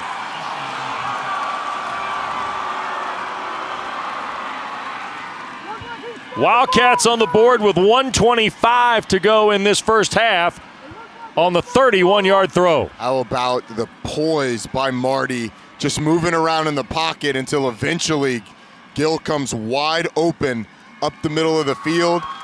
Marty slinging it on that drive. Yes, he was. Give this offense a little bit of confidence going into halftime. 6 plays, 75 yards, and under a minute go the Wildcats to the scoreboard. Point after is good. 27-7 the count now. See Gill there in the slot, a little stutter, and just goes right up the middle. Finds a soft spot in that zone. The safety split. There's nobody there for Jacob Gill. And gets a touchdown. And now the question for Duke is, how aggressive are you? 125 with one timeout. I think I'd expect David Cutcliffe to just come out and hand it off. You get a big play, and then maybe you press the gas. But Northwestern finally with some momentum, getting the ball in the end zone. Andrew Marty fired up. Third touchdown pass of Marty's career. He threw for 2 scores in 2019, Roddy, and appeared in 3 ball games last year for these Wildcats. But he'll get on the phone with Mike Pajakian, the offensive coordinator, who's got to be pretty pleased with the way the young man from Cincinnati responded to the first possession. Yeah, absolutely. And Duke came out with some of their reserves in the ball game. It let Andrew Marty get some confidence, and then a busted coverage, and you're able to get the touchdown. So a 6-play drive, and Charlie Kubander will kick it away for the Wildcats. So the first time Northwestern's had any shred of positivity in this opening half. And here is Stinson from inside the 5 on the return. He tries to cut it back. Oh, makes a move, 25-30, and Stinson to the 36-yard line. Gave you a little bit of the toolbox, Roddy. Gave you a little bit of the sauce, not just a little bit. He was passing out sauce like it was going out of style. You get a sample, you get a sample. But let's take a look at what the Northwestern quarterbacks have done today. Hunter Johnson struggled in his time out, 6 of 16, those 3 interceptions, and the fumble down close to the goal line. 4 turnovers for the starter, Hunter Johnson. You see what Marty was able to do on his last drive. 3 of 5, driving him down for a touchdown. Meanwhile, Mateo Durant back to work, closing in on 100 yards here in the first half. And he'll push that for 5, and the Blue Devils right to the line now with 65 seconds to go. Holmberg, quick throw, great catch. Marweedy, first down at the 44 of Northwestern. Jake Marweedy doesn't come down with that. Brandon Joseph, the safety, was lurking, just waiting for it to be an overthrow. Quick snap with 50 seconds left. Holmberg against a 4-man press, and incomplete, looking for Calhoun on the crossing route. Stops the clock with 45 seconds left. Duke's got 1 timeout. And we'll get the ball to start the second half. Trying the old double dip here. Off coverage down to the bottom, 1-on-1. That's in the neighborhood of Harding, who catches it at the 40. And Daryl Harding tracked down to the 37-yard line. A.J. Hampton there for Northwestern. It's a 2-minute situation, and A.J. Hampton's giving Daryl Harding 10-yard cushion. Now they're going to run Durant, and he will fall forward for the first down. Stops the clock with 24 seconds left. So here we are at the close of the half again, Roddy. How many snaps left?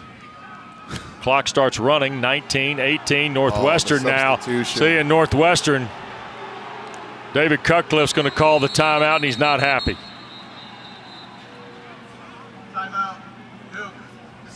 That's one of those times where the gamesmanship comes into it. Right. And if you're Duke, to prevent that, you just don't sub. That's it. Because when you substitute, they get time to run as many guys as they want. And that's why David Cutcliffe's not happy. His team subbed, and then Northwestern did an inventory. Which it's like the old milking the clock in soccer. Like you get a foul, you go down, you take your time getting up. Yep. Now the referees that should encourage the defense to hurry up a little bit. But those big fellas take time to get off the field. And if they want to send 6 of them off and 6 on, they've got time to do that. So frustrating time for Duke. 10 seconds ran off the clock just then. Well, Gunnar Holmberg has had a really good first half. 20 of 26 for 221. And the touchdown pass to Durant that started the scoring. Mateo Durant's got 13 carries, 102 and a score on the ground and in the air. How about that? Gunnar Holmberg's done a nice job really this entire season, taking care of the football, taking what the defense gives him. Yep. Except for when it's going to Jake Bobo, and those have been mostly completions. So, Bobo, top of your screen as we rejoin you from Wallace Wade. Out of the Duke timeout. Remember, Duke's out of timeouts now with 13 seconds left, and now Pat Fitzgerald calls a timeout. Of course. This will be a full 1-minute timeout. So, while Coach Fitz talks to his group, a reminder following our coverage from Duke. ACC Primetime Football presented by Geico. Virginia and number 21 North Carolina Cavaliers have won 4 straight from the Tar Heels. Dave O'Brien, Tim Hasselbeck, Kelsey Riggs standing by tonight to have that one for you. And here's a look at Sam Howell and Brennan Armstrong. And Roddy, as you pointed out correctly, through the first couple of weeks, the guy for the Cavaliers has been the most impressive quarterback in this league. I mean, he'll likely top 1,000 yards after 3 games, after the game tonight. 4th in the country in touchdown passes. And look, Sam Howell last week was fantastic. Had over 300 yards passing, 136 rushing. It's going to be an excellent quarterback matchup. And it's right down the road, Wes. You going to that game? No, sir. Just come on. Just hop on down to Kenan Stadium. You can go down. Okay, no, I'll pass. Going back to the hotel room. Pick up my feet, man. Watch the rest of the day, right? Watch the rest of the games, man. We got a whiteout conditions tonight in Happy Valley. That's correct. Yep. It's a 2-screen sort of day. Luckily, the hotel, 2 TVs in there. There you go. Here's a 2 tight end set for Holmberg and a play fake to Waters. And Gunnar wants to take the shot for Bobo and can't come up with it. Double coverage. Azama was there along with Hampton for Northwestern. It's a dangerous throw. It ends up being 2-man. The safeties are both over the top of man coverage underneath, and you had a couple of defenders for Northwestern have a shot at it. Get a look at A.J. Hampton right there, and Duke's going to trot out Charlie Ham for the field goal, 50-yarder. This would be a career best. It's the longest field goal he's attempted as a Blue Devil. Young man from Atlanta and Westminster. Same school that produced Harrison Butker of Georgia Tech a couple of years ago, now with the Chiefs. Super Bowl champion, Harrison Butker. Yep. So a little bit of a kicking prowess at Westminster and Atlanta. It'd be a real shame if you were a team that had Harrison Butker on its squad and then let him go. It would.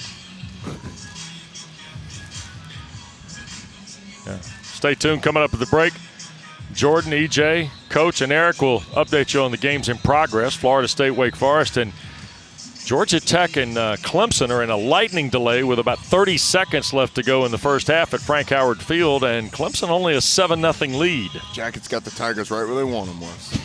Right where they want them. Here's a 50-yard try by Ham on what we think might be the final play of this first half. Charlie once hit a 54-yarder in high school. Snap, spot. Try is away, and it is good. A little head-high laser from Charlie Ham, Roddy. Didn't get a lot of hype, but it didn't need to. That one was a no-doubter from Charlie Ham. Absolutely drills this right down the middle. A little left hook at the end. A little draw to it. Charlie Ham nails it. Plenty of leg for one of the best kickers in the ACC. Yep. So Charlie Ham now 3 for 3 on the year. 36 yards last week. He's hit from 23 and 50 here at the close of the half to make it 30-7. It's 7-play, 32-yard drive for Duke in 1:16. And going into halftime, it's a nice job by Duke of going down and getting points. But going into halftime, I think David Cutcliffe's message to his team is going to be all about the first possession of the second half. You go down and get a touchdown the first possession of the second half, make it a 30-point game, and Northwestern is really struggling. But if you're Pat Fitzgerald on the other side, you got some momentum with the offensive score. You're likely going with Andrew Marty the rest of the way at quarterback. But this team just has to continue chipping away. You got to make some adjustments on defense. Offensively, though, you found a little bit of a spark. And Northwestern will fall on it. Clock will expire, and it's halftime here in Durham. Impressive opening 30 minutes for the Blue Devils. Gunnar Holmberg, Mateo Durant, solid 30-7 Duke. Stay tuned. State Farm halftime report from Kenan Stadium in Chapel Hill is next.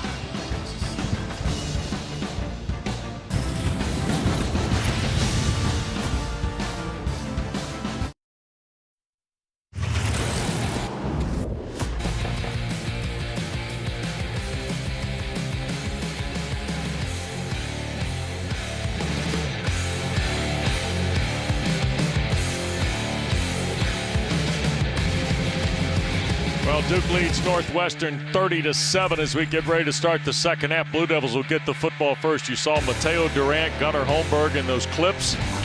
Blue Devils scored 3 touchdowns in their first 4 possessions, and there is 77% of their offense in the first half, Roddy, between those two guys. Those two guys have been great. Gunnar Holmberg obviously has been very efficient, 20 of 27, and then Mateo Durant has been as advertised. Catching the ball, running the football. Duke's offense is averaging over 7 yards per play in that first half, something that I don't know if anybody saw expected against a Northwestern defense that had been fairly stingy. Well, Pat Fitzgerald got a boost with Andrew Marty coming in, leading the Wildcats to their only score in relief of Hunter Johnson, who threw 3 first-half interceptions. David Cutcliffe's telling his team what, 60-minute game? David Cutcliffe is telling his team the first drive of this second half is as important as any drive we'll have all season. Put Northwestern away right here. So the kick will be toward Stinson. And a yard deep, Jalen Stinson will bring it out. And Northwestern covers it much better this time, bringing him down at the 15. And let's visit with Larisha Harris. Well, Coach Pat Fitzpatrick told me that the key takeaway from him in the first half was simply that they need to score and they also need to take better care of the ball. He said they must do what they do, get back to the fundamentals and be fresh, trust themselves. He also said that Andrew Marty will continue in the second half, especially after we saw that switch late in the second half with Andrew Marty come in. All right, thanks, Larisha. Appreciate it. Hunter Johnson, 3 interceptions on 6 of 16. Marty came in, was 3 for 5, 61 yards, and the touchdown pass. And on first down, Northwestern answers the bell with Peter McIntyre taking Mateo Durant down behind the line, a loss of almost 3 on the opening snap. We've seen in the first half these Northwestern linebackers trying to shoot gaps, but they haven't been able to get there. That was really the first time we've seen a linebacker take a chance and end up making the tackle. So here's the quick snap, and now Holmberg for Marweedy and offline, and then a flag is thrown. You may get a hold. A couple of flags, one over on the far side and one on the hash mark to the far side toward Northwestern's bench at the 23. And it's against Duke, I believe. Mark Klaczynski. Offense number 63. The penalty is declined. 3rd down. So Oh, it seems that That's what everybody had. You're going to see Marweedy on the left side of your screen. Watch number 63, Jacob Monk. Yeah, you're about 5 yards downfield. Can't do that. So Duke in danger of going 3 and out for the first time. Holmberg, pressure coming. In the pocket, Calhoun the catch, backside first down. 30-yard line, Jalen Calhoun against Azama of the Wildcats. What a job. It was a flag on the play around the line of scrimmage. What a play by Gunnar Holmberg, just hanging there in the pocket, sliding up and delivering an accurate pass. Let's see what the flag is, though. Well, the play went all the way to the 30. Plenty for the first down. After the play was over, unsportsmanlike conduct. Offense number 50, 15-yard penalty. The result of the play was first down. So they'll get the first down. Wollaball is called for the penalty, and that'll take them back to the 15, and it's almost like they just picked up the 3-yard first down. Yeah, well, you get the first down, which is the most important thing. Jack Wallabaugh, we had a chance to catch up with him yesterday. Fairly mild-mannered. Yeah. You know, maybe gets fired up on them there on the field. Here's another throw. This is Bobo out to the 22-yard line. Gain of 7 ahead of the Hampton tackle. So a little bit of a balky start here to the third quarter for Duke. Till Northwestern's turned up the pressure of their defense, and especially around Durant, who's taken down behind the line at the 21. Jim O'Neill, the Wildcats defensive coordinator, who came back to work with Pat Fitzgerald after a pretty successful run in the NFL, Roddy, with a handful of places. And I'm sure it was a one-way conversation at the break with this unit he coaches. Yeah, I'm sure. Third down, Holmberg again. That time for Bobo, and a reach around by Hampton batting it away. R.J. Hampton did a really nice job of knowing the situation, sat at the first down marker. Jake Bobo stuttered off the line and then bursted like he was going to go deep. Obviously always intending to come back on the comeback. It's a nice job by Bobo. Better job by the defender of anticipating the route that you're going to get, playing it and trusting your technique, not committing interference. 6 plays, and now the punt here for Porter Wilson. And Ray Nairo stands at the 39-yard line. Wilson drives it back, and Nairo the catch around the 25. Steps out of 1, but will not get away from the next 2 Blue Devils. 51-yard punt for the Blue Devils. Story of the first half, though, Wes, was this Duke defense creating turnovers. You're going to see Lummy Young come through on Hunter Johnson, who fumbles it down near the goal line. Duke jumps on it. That was just the first one. 3 Hunter Johnson interceptions. That one by by Jeremiah Lewis. Later on, you get one with him rolling out. Get Lummy Young right under the pass. And then this one, the final one, maybe the worst one. Leonard Johnson just sitting there in cover 2. He's able to pick it off. This Duke defense has been fantastic, and it's forced a quarterback change for Northwestern. Yep, Andrew Marty, who came in to deliver the touchdown drive late in the first half, resets and now throws, and trying to dial, I think, Mangieri, the tight end, and he'll pick it up for about 6 yards, Larisha.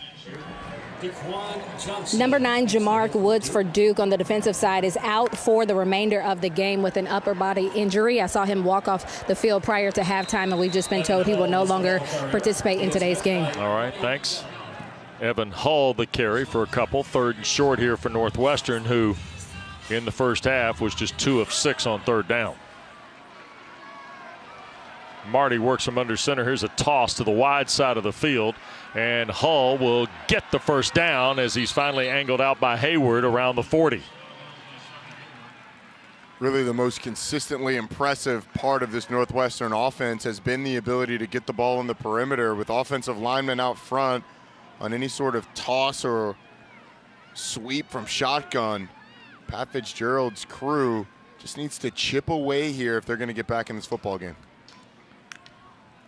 So here's 1st and 10 at the 40. Now Marty wants to sail it deep. Blackwell there, and it's caught. Stephon Robinson on a huge throw from Andrew Marty to the Duke 20. I don't think Northwestern's done enough of this today. Just challenge these Duke corners deep.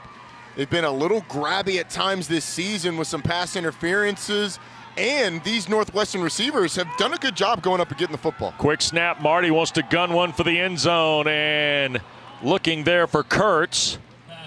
And he's challenged by Johnson. Incomplete. Let's go back to that catch. Josh Blackwell against Stephon Robinson. It's good coverage by Blackwell. He's in phase. He turns around to find the football. Just a little stumble gets him out of it, and that's all that Robinson needs to make the catch. Excellent play. Yep. Really a good play on both sides. I mean, Blackwell hits the foot of Robinson, which makes him stumble and gets him just behind that ball. You see Isaiah Fisher-Smith run on here for Duke. He's going to play a lot more with Jamarick Woods out of the lineup, Roddy. Here's a play fake by Marty. Setting and wide open and caught for the touchdown. 20-yard throw.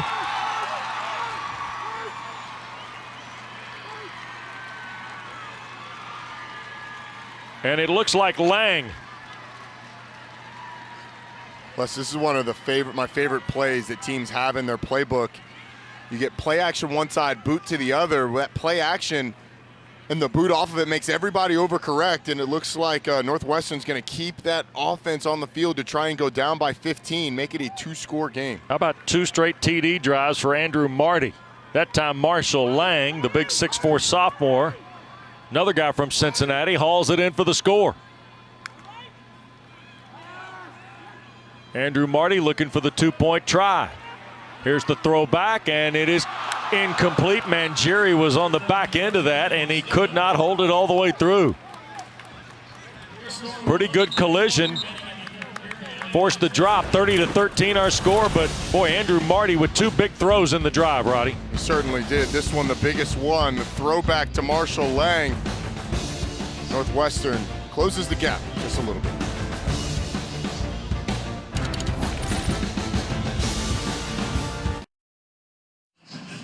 Well, Andrew Marty's come off the Northwestern bench and taken the Wildcats to 2 touchdown drives, one to end the first half on a 6-play, 75-yard drive. This was 6-play, 71 yards in less than 90 seconds. And it's a 17-point game after the Wildcats missed the 2-point try. Stenson from the 1. Got to the 15 a moment ago, eludes a man there, and will stretch to about the 17-yard line. Now, Roddy, Pat Fitzgerald went for 2. Yeah, and we've been sort of trying. First off, you got the throw in the back of the end zone, and Charlie Mangieri needs to catch the football. I mean, that ball is right there. You had Andrew Marty working hard to get him that football. And we were going back and forth about whether or not that's the right call. And I have arrived at this, Wes. Okay. I think it is the right call because you need 23 points. Now, the card says go for 1 in that situation, but what you need is a touchdown, an extra point. You need 3 touchdowns. That gives you 6. You need an extra point. You need 2 2-point conversions. If you miss any of those 2-point conversions, you then need another score.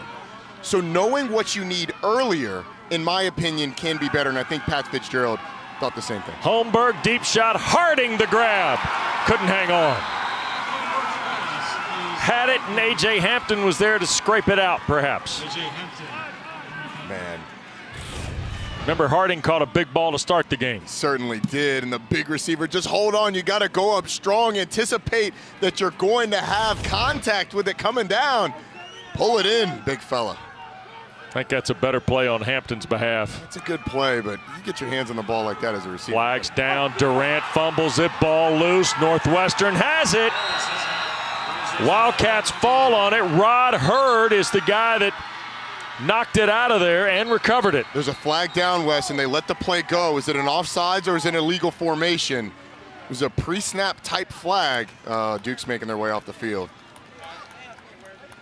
Illegal formation. There you go. Offense. Number So the second play of the second drive is the second Duke turnover. If you're going to draw up a scenario where Northwestern gets back in this football game, this is it. You don't score on the opening drive. They go down and score a touchdown. You've got linemen pulling the other way. Now you've got to recover the football if you're Nick Delmoni. I mean, it's hard because your momentum's going away. He tries to fall on it. That's probably a little harsh for 81, but Dalmoni has an opportunity, can't come up with it. Durant's got to hold on the football first and foremost. On the other side, Northwestern, man, you got life. Tyus is the running back. Andrew Marty has provided some spark for the offense of Pat Fitzgerald, and Tyus to the 3 before he's pushed back. The Royal Blue pursuit led by Lummy Young, so 23 in the blue. I want to go back to the 2-point. You were a little shocked that I said that I thought it was the right call, probably because I suggested otherwise during the break. But well, let's see what happens here on 2nd and goal. The give is to Tyus, and man, he is carrying Blue Devils, principally R.J. Oben, toward the 1. It'll be 3rd and goal. Well, the card, first of all, it's early in the 3rd. Yep. And the card, which I always think, you don't really look at the card until the 4th quarter. Yep, yeah. Early in the 3rd, chasing points, sometimes I'm just not sure it's the highest percentage. The information that you get from it, though, informs how you proceed the rest of the game. Well, here's a big play. This is 3rd and goal. Marty, the sneak and the score. Andrew Marty crashes in. I'm pretty sure he broke the white stripe, and he did for the touchdown. So he's thrown for 2 and run for 1, and the comeback for Northwestern is in progress here with not quite 5 minutes gone, 3rd period. Yes, it is. Now you go ahead and you kick the field goal. Because you went for it, you know, all right, we'll go ahead and kick the extra point. Now we're down 10. Touchdown, field goal, we're back in this. We got a tie ball game. Yep. And look, we talked about it coming out of halftime. The first drive for Duke was going to be incredibly important for, and we didn't mention it from the Northwestern side. Right. But the first drive for Northwestern, they get the stop, they drive down, score, fumble for Duke, Northwestern scores. Got to be some confidence on that Wildcat sideline. Charlie Kubander's point is good, and we got a new score. 30-20, Roddy. Yes, it is. We got a ball game. Mateo Durant puts the ball on the turf. A nice play by the Northwestern defense, coming up with the football, and then it's been the Andrew Marty party. Diving into the end zone, and you know who loves a good Marty party? The coach in shorts. Pat Fitzgerald. That's right. Northwestern down by 10.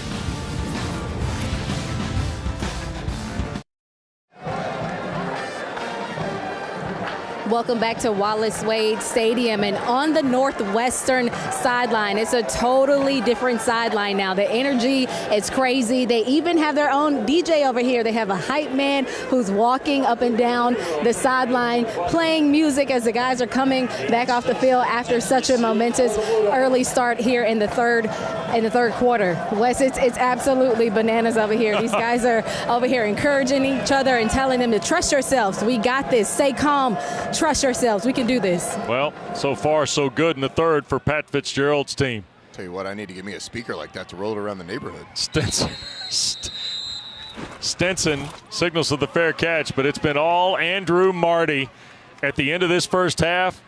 A deep shot for Gill and the touchdown, but Roddy, that wasn't the end of it. No, it wasn't. You get hard play action to the left, roll back to the right, throw it back to the left. And Marshall Lang gets in the end zone. The fumble by Mateo Durant. This is the momentum changer to really put Northwestern in this thing. And then a plunge by Andrew Marty. Pat Fitzgerald knows, hey, my team's got some life. Goes and talks to his defense, I'm sure, every time saying, hey, get a stop here.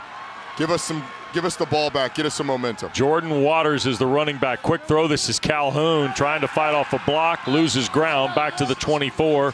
Chris Bergen the stop. Wes, in the first half, those receivers for Duke were dominating the defensive backs for Northwestern. Jalen Calhoun down on the ground. We'll step aside as they check on the Duke receiver. Media timeout.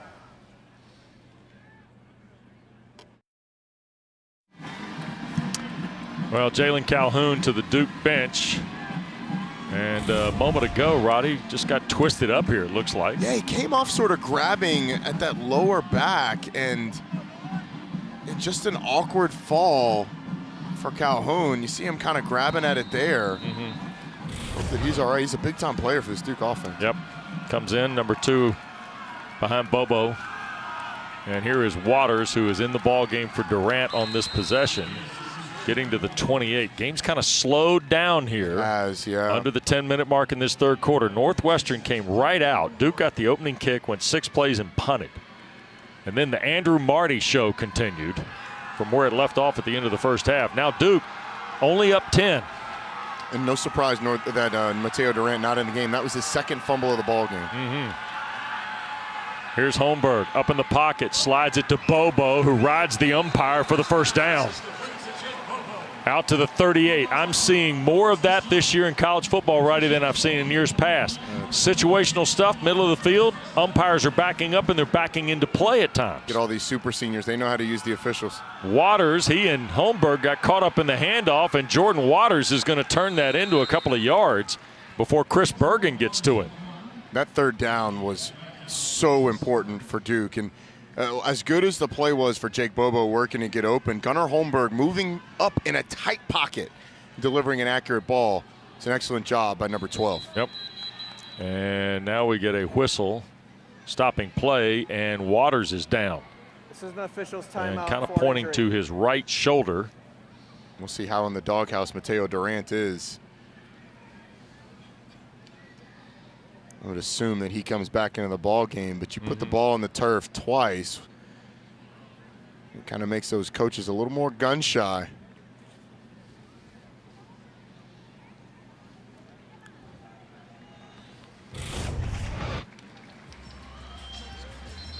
Ooh. A lot of. Yeah, in fact, that knee on the hand there. Walking off. One of those he can shake off. Mateo Durant is back in the backfield. He's been good today. Just hold on to the ball, young fella. Right. So Durant is in. It's 2nd and 9. Ball at the 39. Holmberg going to keep it on the run, and that got sewn up pretty quick by the Wildcats. That's your boy, Spivak. Yep. Number 1 is special in a lot of ways, not just the football stuff. Number 1 is the highest honor in the Northwestern program, but you see him fight off the guard to make that play on Gunnar Holmberg. And now, 3rd down. Jake Bobo is to the bottom of the screen on the inside of that stack. Here comes pressure. Holmberg in the pocket, threw it away, and it's intercepted. The knee touched for Chris Bergen. His first career interception in his 28th career start. Rolling on the field is an interception. We're kind of seeing the wheels come off in real time. Duke has its back against the wall, but watch this pressure by Northwestern. You get Atabara coming. He's able to get Gunnar Holmberg just enough, hit the hand. Mateo Durant's there as well, trying to hold it, and Atabara able to create the turnover. 5 plays in the interception. It's the 3rd Duke turnover. That category now even. Was trying to see if he hit the hand. I think he hit the head of Gunnar Holmberg, which then had the ball hit it. But either way, it comes out of the hand weird. Hull trying to get wide. There's a flag, and Evan Hull run out of bounds after a yard or two. There are flags everywhere. Yeah, I think you're going to get an illegal cut block.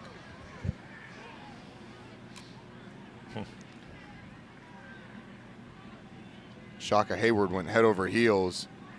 It was a player that was coming outside in on him. Right. The referee, Mark Klaczynski from the Big Ten. Personal foul. Illegal block below the waist. Offense number 52. 15-yard penalty. Repeat first down.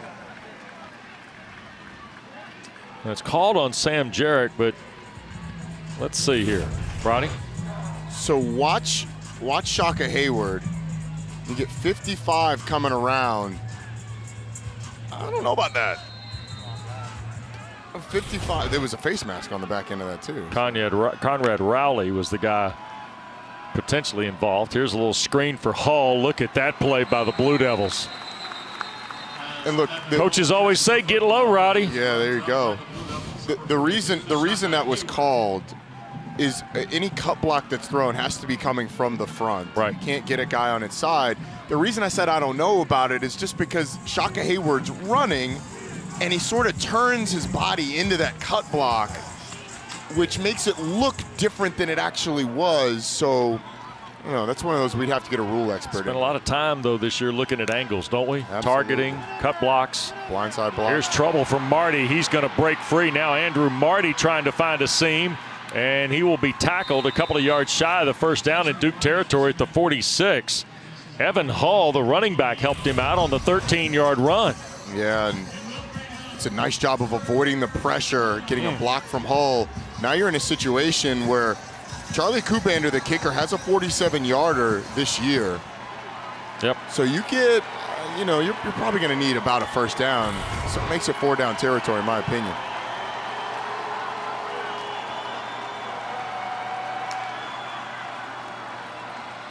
Here's the throw, near side, and Mangieri the catch, and he got banged out of bounds right at the 41-yard line by Mausi, rather.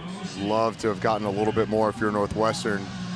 You going for this on 4th and 8? Oh, 4th and 8's a tough Your one. defense is playing well enough. Defense is playing well. I think you probably pin Duke back deep. 4th and 8's just a little too rich for my blood. They're leaving the offense on the field. Going to take 5 yards.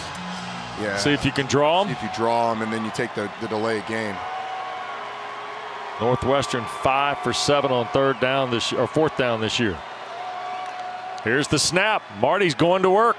Andrew Marty looking down the sideline for Kurtz, and he can't hang on against Leonard Johnson. Boy, was that a nice ball for Bryce Kurtz. Well, I hate the call of throwing a fade on 4th and 8.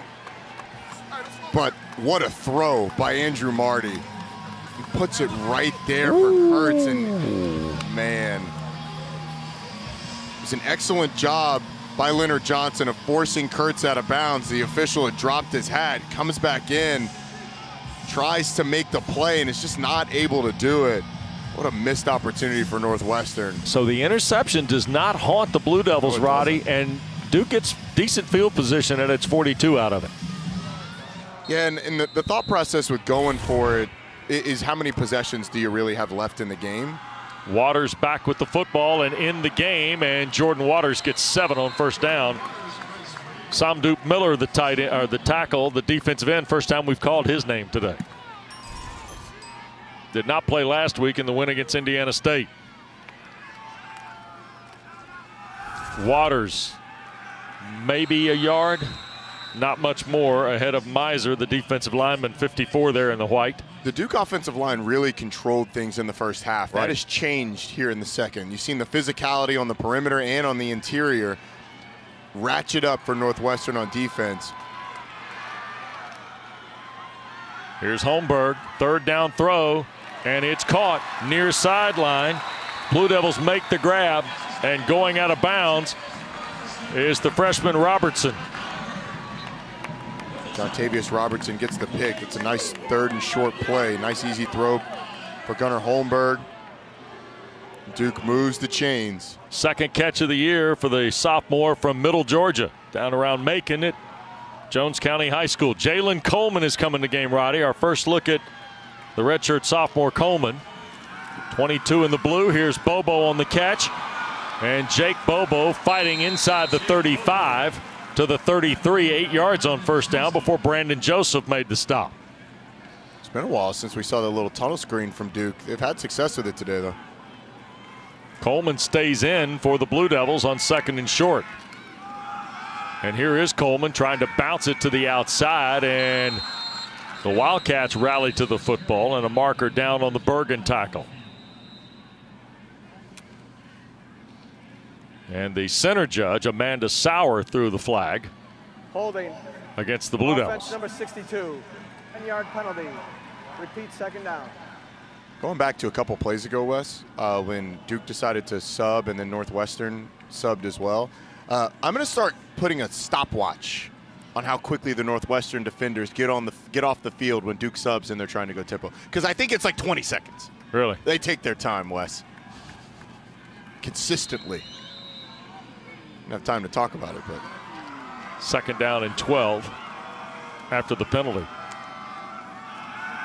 Here's Holmberg. He'll read the block in front and dive inside the 35. Slides. He'll measure to the 34. He'll be 3 shy of the first down after Ozema touched him. Quarterback's down when he starts his slide, so even though he ends up a little bit further, it's where he starts it, puts him in 3rd and 3 situation. Coleman flares wide right with Bobo. The way the box is looking, I wouldn't be surprised to see another quarterback draw. Yeah, 3 here to the left. Ball in the center of the field as Holmberg goes to work, pushes to the left. Now got to throw it across his body and throws it out of bounds. What a job by Northwestern. They look like they're playing man-to-man and then just match up in a little bit of a zone coverage. They get an extra defender down. McLaughlin was pushing Holmberg in the pocket and narrowing the field quickly. Yeah. Had success with that rollout earlier. I think Northwestern anticipated it, though. Charlie Ham, who hit from 50 at the end of the first half, is going to try 52. He had enough leg on it last time. It's a 52-yard try for Ham. 9 on the line for the Wildcats. That's short. It won't make the crossbar. So the missed field goal by Ham gives Northwestern the ball at the 34-yard line. At their end of the field, down 10 with 3:45 to go here in the 3rd. Northwestern's defense stands up. And so that's where the Wildcats will take over. Quick reminder to you, ACC Primetime Football presented by Geico coming up at 7:30 from Kenan Stadium over in Chapel Hill. Number 21, North Carolina and Virginia. I'll give you a name, Wes. I'm going to give you a name from each team, all right? I'll go Jelani Woods, Virginia. Jelani Woods for Virginia. Come on, man. I'm giving the names here. On the other side, Josh Downs for North Carolina, tied with Jake Bobo for the lead in the conference in catches per game. Here's Andrew Marty calling his own number on first down. He'll get to the 40. That's a gain of 6 before Thompson makes the start. Jelani Woods, going back to that Virginia-North Carolina game. Jelani Woods, 6'7". Yeah. 260-plus pounds. Oklahoma State transfer. Runs like a deer. Yep. 21st century tight end, as I like to say. Ooh, there's buddy. a first down carry by Andrew Clare to the 45. A little bit of momentum with Northwestern going 2 runs back-to-back. They got a little bit of tempo going. Tell you what, we are approaching a very interesting final 18 minutes of this game. Here's a throw on the perimeter. Catch made by Gill, who has the first touchdown of the day for the Wildcats. He's slowed down at the 48. It's a gain of 3. It was a really nice job by Jeremiah Lewis of being physical at the point of attack, holding up, not letting anything get going on that one. Marty looking to the left. The catch is made, and the tackle on Kurtz. But he's got the first down to the 44 of Duke. Well, they've gotten into formations where Duke isn't able to press. Right. They go into a bunch. You can't press that. Kurt's able to get a free release, get on that out. And when Duke has pressed, they've taken shots down the field. 1st and 10 play. Marty in trouble. Escapes the pocket and will get inside the 40 and dive to the 36. Opon, the redshirt sophomore from Kennesaw, Georgia, the stop for the Blue Devils, but Andrew Marty got 8 on the play. For 1 down. 2nd down. Not sure what that announcement was, but there's about 27 Northwestern fans here, and they are fired up with the way the Wildcats are moving the ball. Anthony Tyus is coming to the ball game as the lone running back. Here's the handoff to Tyus, and boy, he got stopped and then plowed over. Gary Smith was the first guy to shut down the avenue, and then Ben Fry, I think, knocked him to the ground. Right interior of that line, you mentioned it, Gary Smith, and then Dwayne Carter, number 90, doing a good job, and 91 on the edge there, Ahmad Craig. Excellent job holding up. Yep, Marty going to try and sneak for it and finds the spot. Right over the top of the A-gap between center and left guard for Andrew Marty. You know, I got to tell you, there's something a little cathartic about seeing a quarterback sneak nowadays. So many teams stay in shotgun. It's 3rd, 4th, and short. Quarterback sneak it. Let's go. Marty, the first down snap. Backs up, stripped to the ball, and Northwestern will fall on it. Skoronski, after Dwayne Carter knocked it out of there, back near the Blue Devil 45-yard line, Roddy. Big time play by Carter, and boy, Skoronski right on the spot. Big time play by this Duke defense. Carter's right there. Marty's got to let the ball go sooner. Throw it away, get it out of there. You have so much momentum. Northwestern fortunate to fall on it. But Duke, once again, been so good at swiping at the football when they've gotten in the backfield. Just better than a minute to go here in the third. 10-point lead for the Blue Devils. They've survived so far here in the second half against this Northwestern comeback. Throw to the near side. The catch for Washington. And he'll make it back down to the 35 as we go inside a minute in this third period. All right, if you're Northwestern, the thought process once again on a 3rd and long, cut it in half, try and get 5 or 6. Pat Fitzgerald will then have a decision to make. Again, said it before, Charlie Kubander's long is 47, so you're talking about getting a few extra yards, at least 5 to get to that. They are 5 for 10 on 3rd down. 4 in the pattern. Tyus in the backfield. Marty the crossing route and thrown beyond the reach of Washington. Looked like he had Stephon Robinson, Roddy, crossing from right to left, and then it was Washington going left to right at kind of the second level. And he picked the wrong one. You know what you're trying to get, but you're going to see Stephon Robinson 5 come across your screen, and that's wide open. Toss it to him. Let him outrun the defender for the first down. Instead, he tries to go to that dig. Overthrows it. And I mean, that's not covered, but it's not as wide open and not as easy a throw as he had with Robinson. Derek Adams set to punt it. And Adams just one step and going to hit the wedge. And the Wildcats, with their heels at the goal line, touch it up. And I mean at the goal line. Well done by Northwestern and Rod Hurd. It is such a good job by Rod Hurd. It is such a good job. You measure up with a ball, you think the ball's going to bounce. You literally put your heels at the goal line and not let that ball. He's got his heels on the goal line, and as long as you do not let the ball cross the goal line in college, the player can be in the end zone. As long as the ball does not cross the end line, then it is not a touchback. A nice job by Hurd. All right, so if you're Jeff Ferris, the offensive coordinator, with Raekwon Boyette and David Cutcliffe, what do you like here, Roddy? Quarterback sneak. I'm saying that only like 5% tongue-in-cheek. I do love that coming out of the goal line. Mateo Durant's come back in the game, and there's a flag. Holmberg, that was a little bit of a bobble. Did Duke start early? Yeah, I think they did. And before the ball was snapped, false start, offense, left guard will penalize half the distance. Which that penalty in this situation doesn't even matter, to be honest with you. I mean, it's going to cost you 5 inches. So as an offensive line, you're actually trying to get a head start as much as you can. Duke puts Bobo wide here to the left with Harding. Holmberg hands to Durant, and he will shove the stack toward the 3, and that is the final play of the third. 3 quarters in the books. Duke had a commanding lead at the break. That's gone by the boards, thanks in part to Andrew Marty and a fairly stingy Wildcat defense, Roddy. Yeah, they've done an excellent job. Northwestern outscores Duke 13-0 in the third to make it a 10-point game.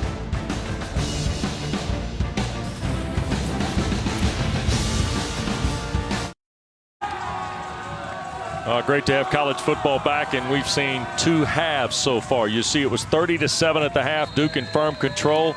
Northwestern outscores them 13-0 in the third. And now all of a sudden we get a 10-point game in the final 15 here at the fabled Horseshoe. The give, Durant, not much. 3rd down coming up. In fact, I'm not sure he got back to the line, Roddy. Loss of a yard on the play, back to the 2.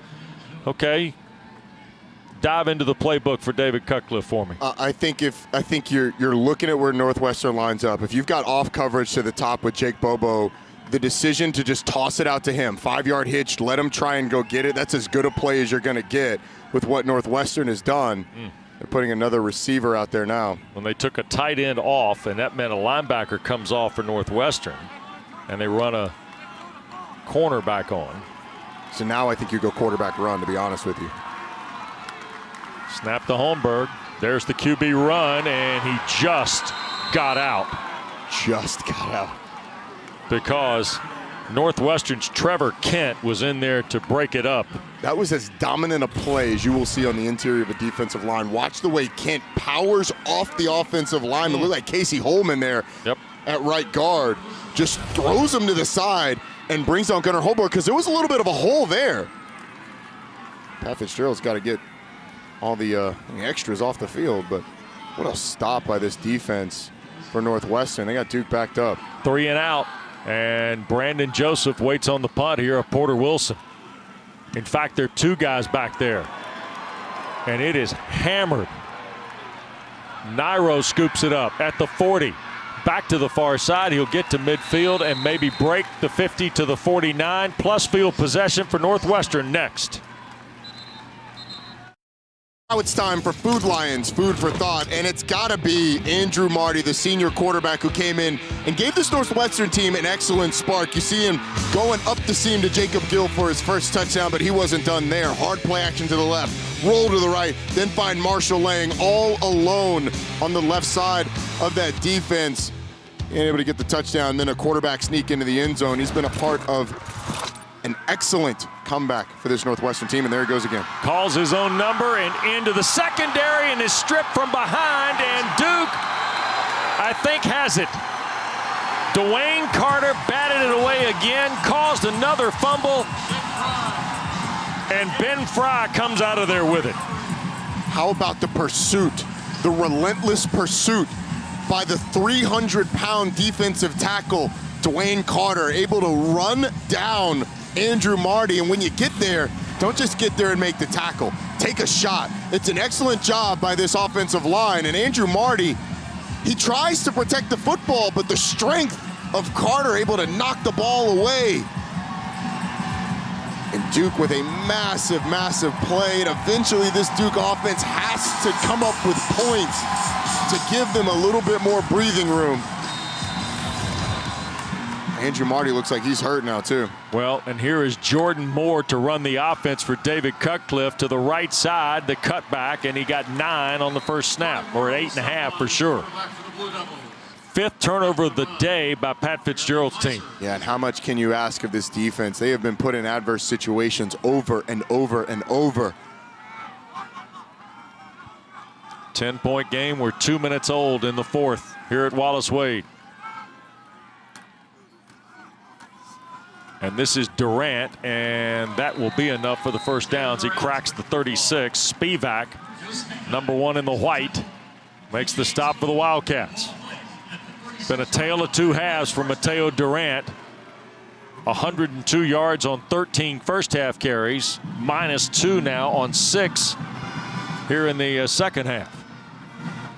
And here's Moore pushing it left, tried to get back up the field, and he's going to lose a yard back to the 35.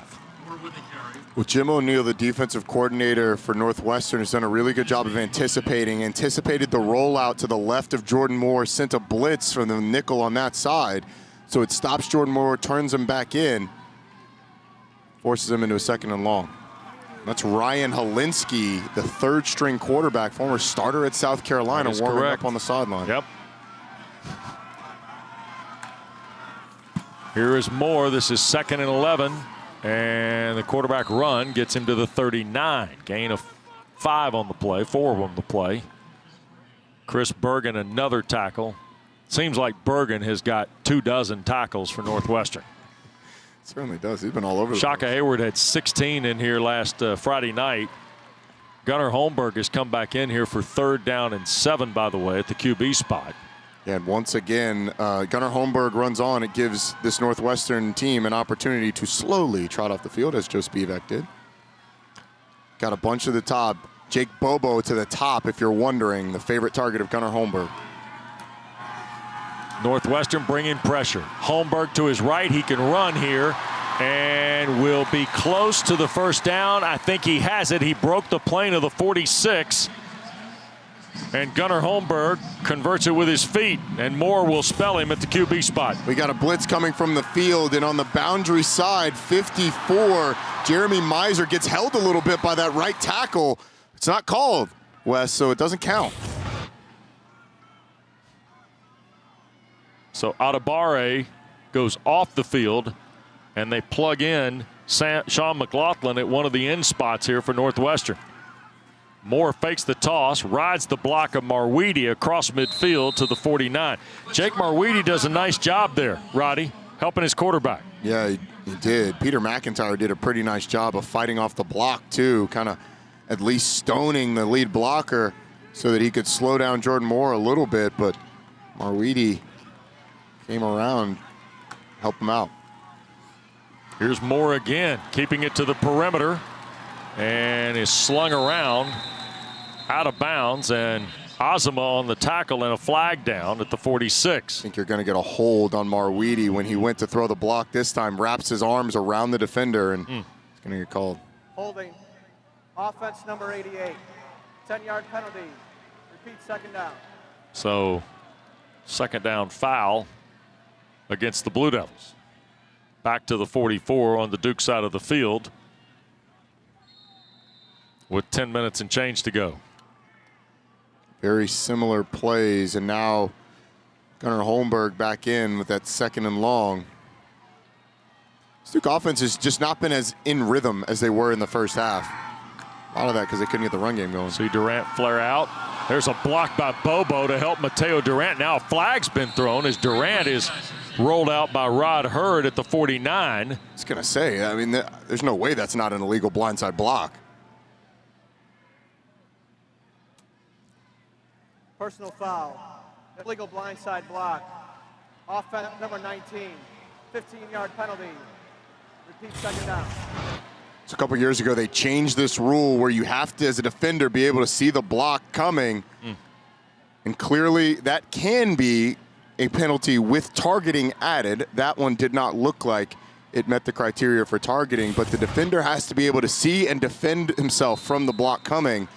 Block like that, while the defender probably knows that it's a possibility, the offensive player is going to get called for that.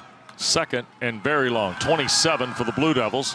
Holmberg up in the pocket, not going to flip it to the perimeter. Durant, and not much there. 3 yards maybe to the 31. Rod Hurd coming on the burn from corner. Let's go check in with Jordan Cornette. He's live in Chapel Hill. JC.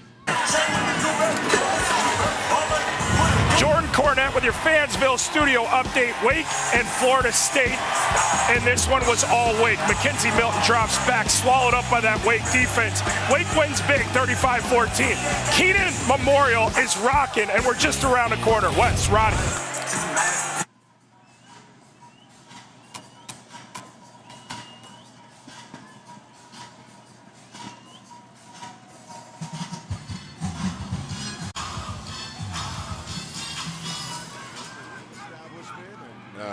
Sitting in the hotel room and taking multiple angles. Well, here is a third and forever for Duke, and Bobo trying to break free, cannot.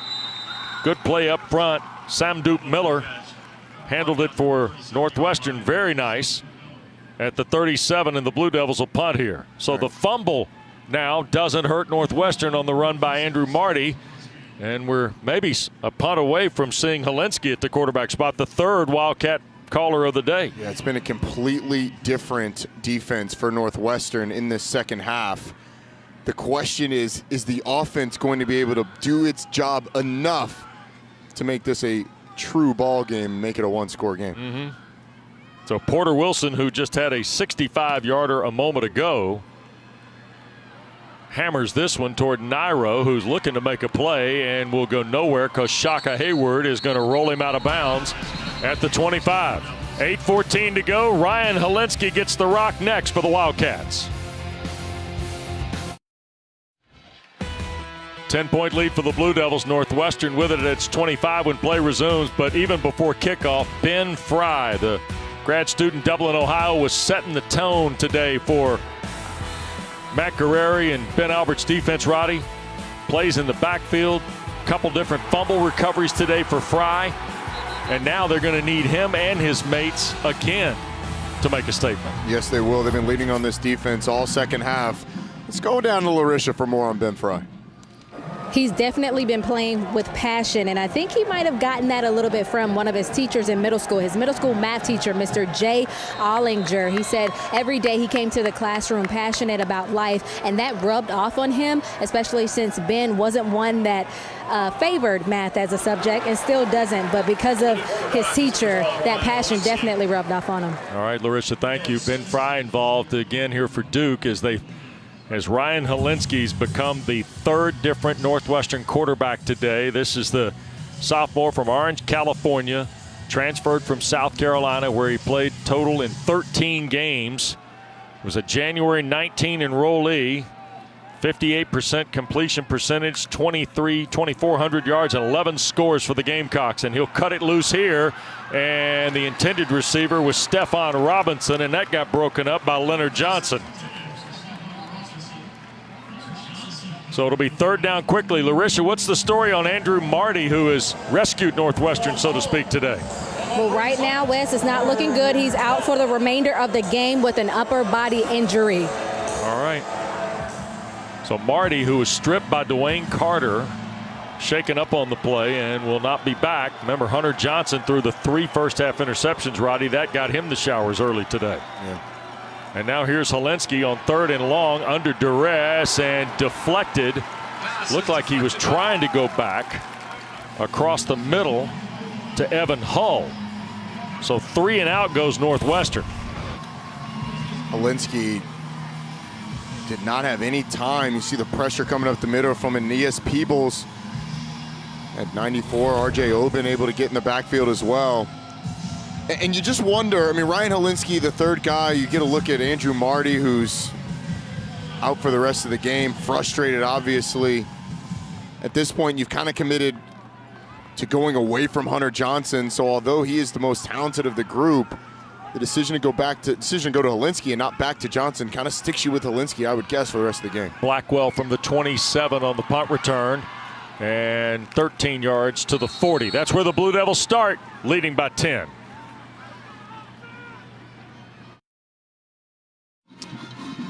Well, we welcome you back to Durham. You see Ryan Helinski is on the phone. Hunter Johnson's got the helmet on. Andrew Marty, we've been told will not play the rest of the ball game. So, Roddy, Mike Bajakian and Pat Fitzgerald got a decision to make here because Helinski came in, went 3 and out quickly. Yeah, he did. And while I think the decision to go to the third string quarterback in that situation, not back to the starter, could affect your starter mentally. I don't know. I may be tempted to try Johnson again. Here's Eli Pankold grinding for 11, 12, 13, 15, 16 yards on first down.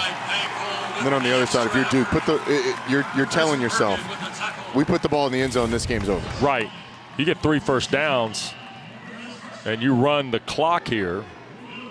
Yeah, you're also gonna force Northwestern's hand. How about the effort of Pankold to stay up, and Northwestern's counting possessions, and every second that ticks off the clock. Yeah.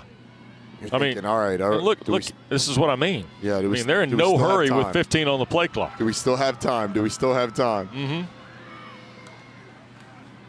And here is Durant, who's had a very frustrating second half, and you want to talk about a guy that can close it. Chris Bergen, another tackle. See how he's treating the football. Takes that step, get the counter coming back around, gets in traffic. Oh, hold on that ball. He saw it. He felt it. Get away from him a little bit, Wes. Felt it on his hip. Nope, not me. I'm taking care of the football right now. 2 fumbles on the day for Mateo Durant. So mentally, he's thinking, all right, got to hold on to it in this situation. 14 tackles unofficially for Bergen in the ball game, by the way. Nice job. Little pistol set. Durant another carry. Took a big lick. Falls forward. That'll be a first down, I believe, at the 36. Azama the tackle. He collided with Durant.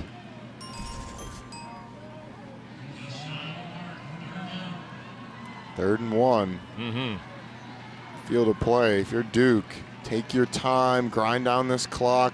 We're at the point now where Northwestern needs a stop, and then it's basically going to have to be perfect on offense. You're going to have to. You've only got 2 more possessions left in the game. And to your point, I can understand where the call might go back to Johnson because he's repped all that. Yeah, and at this point, you just want him to go out there and sling it. You're going to have to take some chances. Northwestern crowds. Holmberg will glide across the stack. And that'll be a first down at 36. Something beautiful about a quarterback sneak. There really is. I'm gonna get on my back in my day now, Wes. Back in my day, a quarterback sneak. We don't see it enough anymore. Back in my day, 11 years ago. That's how quickly the game changes. I mean, teams now take a knee. They go in victory formation and shotgun. Quarterback sneak is dead in a lot of ways, but not today, Wes. Not with David Cutcliffe and Pat Fitzgerald. Shotgun for Holmberg. And that's batted away and incomplete. And Adebare, tell you what, I've been impressed with him, Roddy. Yeah, Adetomiwa Adebare has been as active as anybody on the edge of that defense. Gets a big mid up in the air. He actually hits it too well because you had Jeremy Miser in the backfield too that had a chance to get it. It's nothing like making a quarterback panic by hitting the ball up in the air in the backfield. Also stops the clock on the incomplete forward pass. Here's Holmberg. He's going to try and keep it and gets to the middle of the field, pulled down by Bryce Gallagher. And now the clock runs for Duke, and they won't snap it again until we're well inside 5 minutes to go. And I think if you're Duke, you run the ball again here. Pat Fitzgerald likely not going to take a timeout, although he may. Do you save it for after the play, or do you save it for when you get the ball back? You might need them later. I think with 2 scores, you probably save it. So you're talking about if you're Duke being able to take off a minute plus by putting the ball on the ground. Holmberg in the gun. 10-point lead for the Blue Devils. This is third and the full 10. Gunner will keep and dive to the 30. And fourth down coming up. Don't forget, following Carolina, Virginia tonight, Roddy, Huddle After Dark. Oh, man. They're Live from outdoors, Chapel too? Hill. Yeah, outdoors. No ties. At least it'll be cool then. Rarely socks for Jordan Cornette, Eric McLean, E.J. Manuel, Mark Rick. They'll break down all the games in the ACC today. That follows Carolina, Virginia. We continue from Durham after this.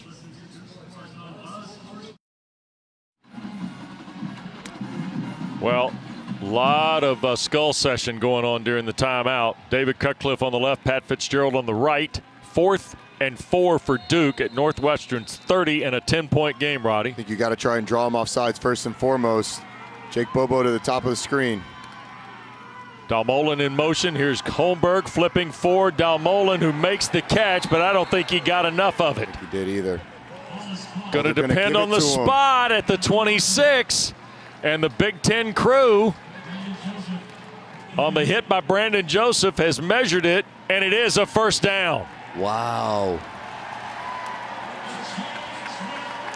How about that? What a call first by David Cutcliffe. Duke going to line up quick to go for it so it's not reviewed. And they did not get it pulled. Pat Fitzgerald. Before the ball was snapped, the ruling on the previous play was the runner made the line to gain for a first down. And so remember, the important piece here, at least early on, is, and he didn't get there, by the way, at least on the replay. I don't think he did either. No, okay. So you have to have indisputable video evidence, but let's watch where he catches the football because he's going to be able to get it. Now, if you want to say that there's interference because Joseph hit him before the play or before the ball gets there, the ball doesn't hit the 26, Roddy. That's the thing. And I think when you're the official, you're thinking, I saw the bump, and if that bump comes after he catches the football, then you get forward progress and it's a first down. All right. But the bump comes before the ball is caught. But does the ball ever reach the 31 in the air? No, it does not. Or 26 in the air, No, it does not. And that's what it is. I don't think the ball ever gets there. And I think from the views that we've seen, there's definitive enough evidence of that. I think I can make a pretty good case, an indisputable case, that the ball never got to that point. Well, the interesting part about this is 2 guys who are good friends, by the way, and were open about their respect for each other and how much they've enjoyed spending time together, and they're on the American Football Coaches Association board together. Now, is that ball caught in any way, shape, or form near or at the 26, Roddy?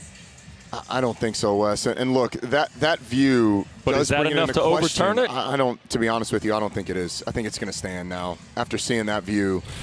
It's just you would have to have a shot right down the line to say that ball did not, without a shadow of a doubt, without any dispute, indisputably, did not make it to the 20, with the line to gain, which was the 26-yard line.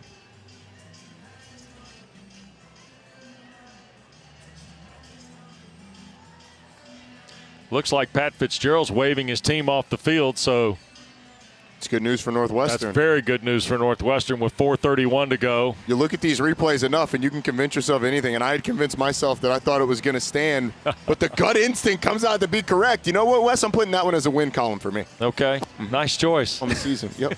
Yep. So here's Ryan Helinski again with the football for Northwestern. After review, the runner was down short of the line to gain. It'll be first down for Northwestern. And as you might imagine, 26.5-yard line. the partisans that are here don't like that. Please adjust the game clock to 4:35. 4:35. Thank you. All right, so the decision to go for it does not bear fruit. David Cutcliffe a little flabbergasted at how that decision could have been made. It's the right call, though, Wes. And I agree.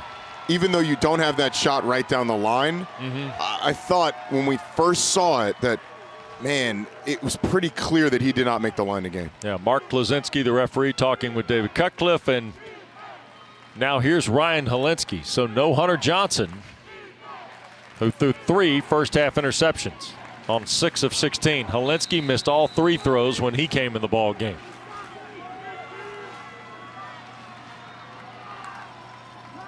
Wildcats have to get it and go. Helinski the throw, intercepted Blackwell. There's a flag on the play. Blackwell back down the near side, 10-5, hit the pylon. Josh Blackwell. And he will be measured out of bounds, I believe. There's an injured Wildcat off the field of play at the 2. Not sure how this is not going to go against Duke. Defense number 31. 15-yard penalty from the previous spot. Automatic first down. The injured Wildcat, though, is Sam Jarek, so Northwestern's going to get the ball back. But Jarek down on the play to center. Making his 23rd straight start today. I don't know, man. Like you got Helinski, who was 0 for 3 to start, and then throws the interception, given pass interference on the back end. But Hunter Johnson's thrown 3 picks. I mean, I think you got to go back with Johnson, right? Like, you've seen the third stringer be basically 0 for 4.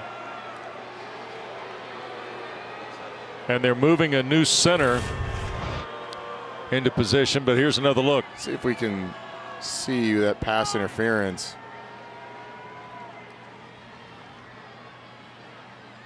Was it on Blackwell? I don't think it had. It couldn't be on Blackwell, could it? Had to be on Blackwell. It was the only person who was near.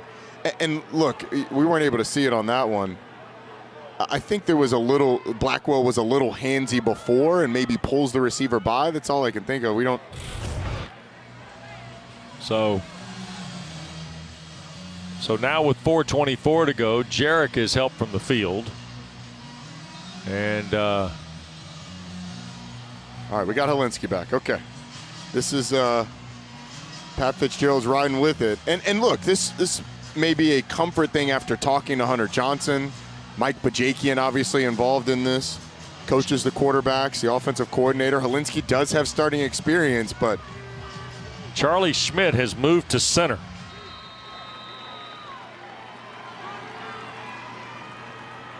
And he'll be snapping to Helinski. Duke rushes 4. Helinski, quick throw and caught. And that is Robinson, who gets out of bounds at the 45. And that kind of thing matters right now with 4:11 to play. Well, the clock is going to restart until you're under 2 minutes. When a runner goes out of bounds, it'll stop until they reset the chains. But they're still going to have to go fast even if they get out of bounds. Yep. Here's the give, and that is Clare, Andrew Clare, fighting toward another first down. And now we've got Clare shaken up on the play. Timeout for an injury.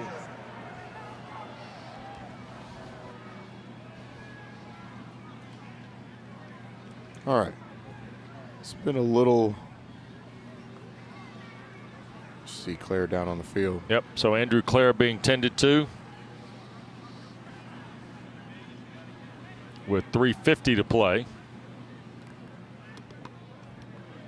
A quick reminder, Sunday Best tomorrow on ACC Network starts at noon. UMass and Wake Forest, field hockey from Winston-Salem, and then Iowa and Louisville. Cards, Justine Sowers coaches them, and they do an outstanding job. They and Carolina have been two of the better field hockey programs in the country, and you can see it on ACC Network starting at noon tomorrow and on the app. And then don't forget, ACC Primetime Football presented by Geico is next from Chapel Hill at 7:30. Obi, Tim, and Kelsey ready to go with Carolina, Virginia.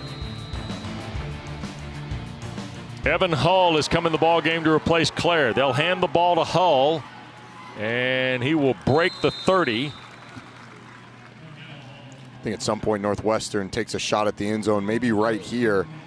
At a first down play, you need a touchdown and a field goal. Tie the game up. Here's Helinski looking left from his drop, and it's caught inbounds. And stepping down the sideline is Bryce Kurtz. And Blackwell shaking up on the play comes out, and it's 1st and goal Northwestern with 3.5 to go. What a throw by Helinski. They do a great job of recognizing the cover two. He settles in the zone. Safety deep, can't take the shot. Helinski drills it. Here's Helinski looping it right side. He'll throw for the end zone. Incomplete. No flag on the play. Jeremiah Lewis defending. And Robinson, the intended receiver. It's just throw by Helinski. You see the safety over the top, corner underneath, corner right behind. You got a player underneath. There was somebody coming from the inside. Helinski drills that throw into the hole. Yep. So 2 receivers to the right. You see Kurtz to the bottom of the screen. They'll hand the ball to Evan Hull. And into the stack goes Hull. You got to get up and run a play. Both schools you see. Duke with 3, Northwestern with 2 timeouts remaining. Play. He must for 1 down. Duke number 58. Northwestern got lucky because the helmet number 58, Gary Smith came off. Yep. Clock's running now, though. Northwestern 2 for 4 in the red zone. Turnovers, man. 1-on-1 to the bottom. Helinski looks toward Kurtz, throws that way, incomplete. No flag, 4th and goal. They went with 2 fades on that drive, and while I like the idea, you got to execute the throws better. The first one woefully underthrown. This one woefully overthrown. You got to give Kurtz an opportunity, keep that ball in bounds so that you can go up and make a play. Now they'll kick a field goal. So now they'll play the numbers, kick the field goal here to get the 3. And Charlie Kubander, who on the year is 1 for 3. This is his first try of the day. And it's 25 yards, and it's perfect. So the field goal for Kubander pulls Northwestern to within 7 at 30-23 with 2:48 to play, Roddy. Well, now comes the decision for Pat Fitzgerald. Do you onside kick it in this situation? You can kick it deep and play ball. Thing is, if Duke gets a first down, game's pretty much over. You'd have a chance. You just run the numbers. If you have, let's say, 2 quick stops and they get the first down on 3rd down, you'd have a chance to get the ball back, which plays into the decision. If I were making the decision, I think you onside kick. Yeah, I think the real question is, do you want the opportunity, though, with the stop to get it to plus field? Your defense has been pretty good here in the second half. Yep, that's a really good point. And you gotta. Let's be honest. You have an unproven quarterback. You do. Okay. So the less unproven right now, and you need a touchdown. That could play into it. Absolutely. Duke's got the hands team out there. I still think the onside kick at least gives you another opportunity to get a possession. You may not, but the opportunity to get a possession, I think, is worth it. Yep.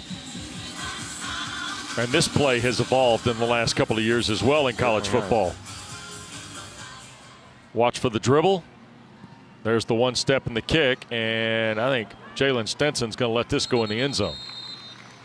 Ball will be at the 25-yard line. So Charlie Kubander, and Pat Fitzgerald says, good job. Maybe they were looking for something. The frustrating thing, maybe they're looking to catch Duke off guard. The frustrating thing about that is you don't want that ball in the end zone. Right. You want it to hit in the field of play so that maybe you have a shot to get down there and get it. Maybe you bloop it in between the deep man and the front line. Just got a little too much of that. Well, it's like on an approach shot. Just get a little too much of it. Hit it over the green. Well, here's the other part. As he comes back to the playing field, Gunnar Holmberg is 30 of 43 for 298 today. Yeah. And this is going to be, I would guess, the Mateo Durant show. If it's Gunnar Holmberg and he's running the football, you got to at least pull those timeouts. Yep. There's the snap, and it'll be Holmberg on the carry to the left side, a yard. And there is the first Pat Fitzgerald timeout with 2:42 to go. Look, however this Timeout, game ends, Northwestern. and This Duke their is second obviously and a up. half. This is a 30-second Duke has figured timeout. out the quarterback position. Adjust the game clock And that's been something to that's been 2:04. frustrating for the 2:44. Duke Blue Devil fans and for David Cutcliffe over the past 2 seasons. But in Gunnar Holmberg, he has a guy who has shown that not only can he do it through the air, he's got excellent legs and movement ability. He understands the offense, and he's shown some toughness. It's been a physical ball game. He's been hit a little bit. He's had to run the football a lot, and he's gotten up and responded every single time. I really like Gunnar Holmberg and the way he's played through 3 games. Well, he's carried it 11 times. Mateo Durant 21, so he's kind of 4 shy of the number you thought he might get today, 25. But he's also had a number of catches too. Mateo Durant with 4 catches on the day, so that's right at 25. the 25 carries. Like he's getting 20 to 25 touches. He's going to be over it, I would guess, by the end of this one. Yep. Durant's in the backfield with Holmberg. It is 2nd down and 9. Northwestern has 1 timeout remaining, and it is Durant who will shove it to the 29. And Timeout. Northwestern. Northwestern Third and final charge timeout. has called their last This is a timeout 30-second here, Timeout. right at 2:40, and it's going to be 3rd and 6 when play resumes. All right, so do you put the ball in the Correction, air? this is a full 1-minute 3rd and timeout. 6. Well, here's the thing that I'll bounce for you. When Duke has run stuff here on 3rd down, it's tended to be in that 5 to 10-yard box. Yep. The push the pocket to the tight end, throw to the back crossing, the wide receiver from the slot on the cross. You know, almost flood the zone, if you will. Yes. So here's the thing. If you're Duke and you run the football, you get stopped, you're able to take about 40 seconds on the clock. Northwestern gets the ball back with around 1:50, no timeouts. Correct. With a pass, that could be 2:35 and no timeouts. I actually think you put the ball in the air here, though. You trust Gunnar Holmberg, roll him out, trust him, tell him, hey, look, if it's not there, if the read isn't there, run the football, stay in bounds, and keep the clock running. But I think you go for the first down. You get the first down, ball game's over, and that's ultimately what you want. Well, and let's see what Northwestern does from a pressure standpoint here, too. Right. And now here's David Cutcliffe calling a timeout. Timeout. Duke. This is their first of the half. So This is the Duke will have 2 30-second timeout. remaining.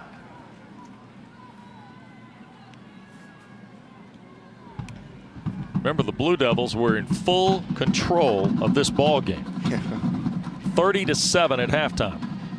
The offense has just sputtered, and some of that you put on Duke on offense. Turnovers certainly have not helped them, but a lot of it you put on what Northwestern's done up front on They've defense. done a great job. They've controlled the game. The front of Northwestern has controlled the game in the second half. And they were riding the hot hand of Andrew Marty at quarterback. Right.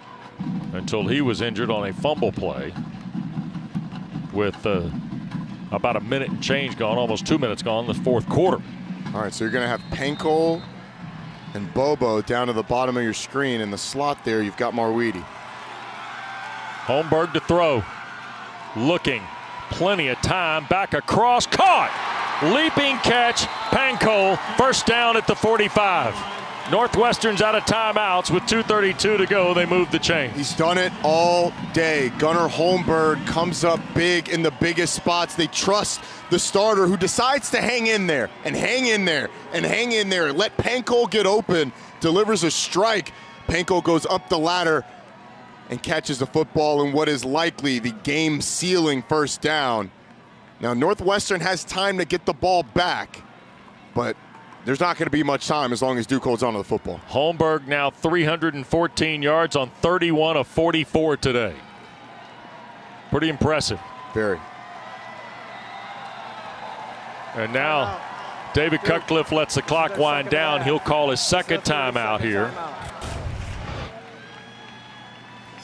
Holmberg has a lane to run the football, but just decides to hang in there and hang in there. Finally finds Pankow in front of Brandon Joseph. Well, McIntyre the linebacker and Joseph the safety, Roddy. Yep. He's able to put it in there. Pankow goes up the ladder. That's not an easy catch that Pankow makes. Snagging it out of the air. What a play by Duke when they needed it the most.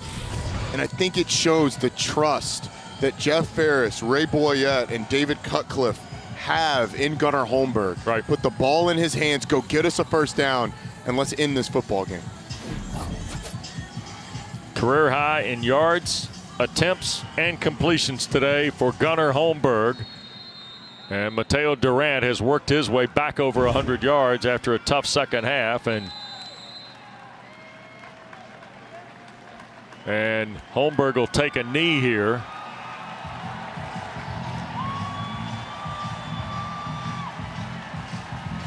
And Duke is starting to think about the 7-point win here. They're going to try and post absolutely on Northwestern to go to 2-1. What a win for Duke. It was a tale of two halves. They were hanging on in the second half. And if it wasn't for the injury to Andrew Marty, who knows where we would have ended up here. The spark that he gave that Northwestern offense was very tangible. But the fact that Duke found a way to win this football game. Right. When they needed plays, they got them from the defense. And then the biggest play of the game, Gunnar Holmberg on third down. That delivered Eli Pankow. And final, charge timeout. So you see Duke burn their last timeout with 1:18 to play. And my guess is you're looking at another run play. And then the play clock will start somewhere in the neighborhood of 1:10, Roddy. Yeah. And 40 minutes after that, you punt it with about 30 seconds, or 40 seconds after that, you'll punt it with about 30 seconds left. It's always second down, so they got a play here, the clock will start, then they'll run another play and the game's over. I think you're gonna see two knees. Oh, you get a knee here.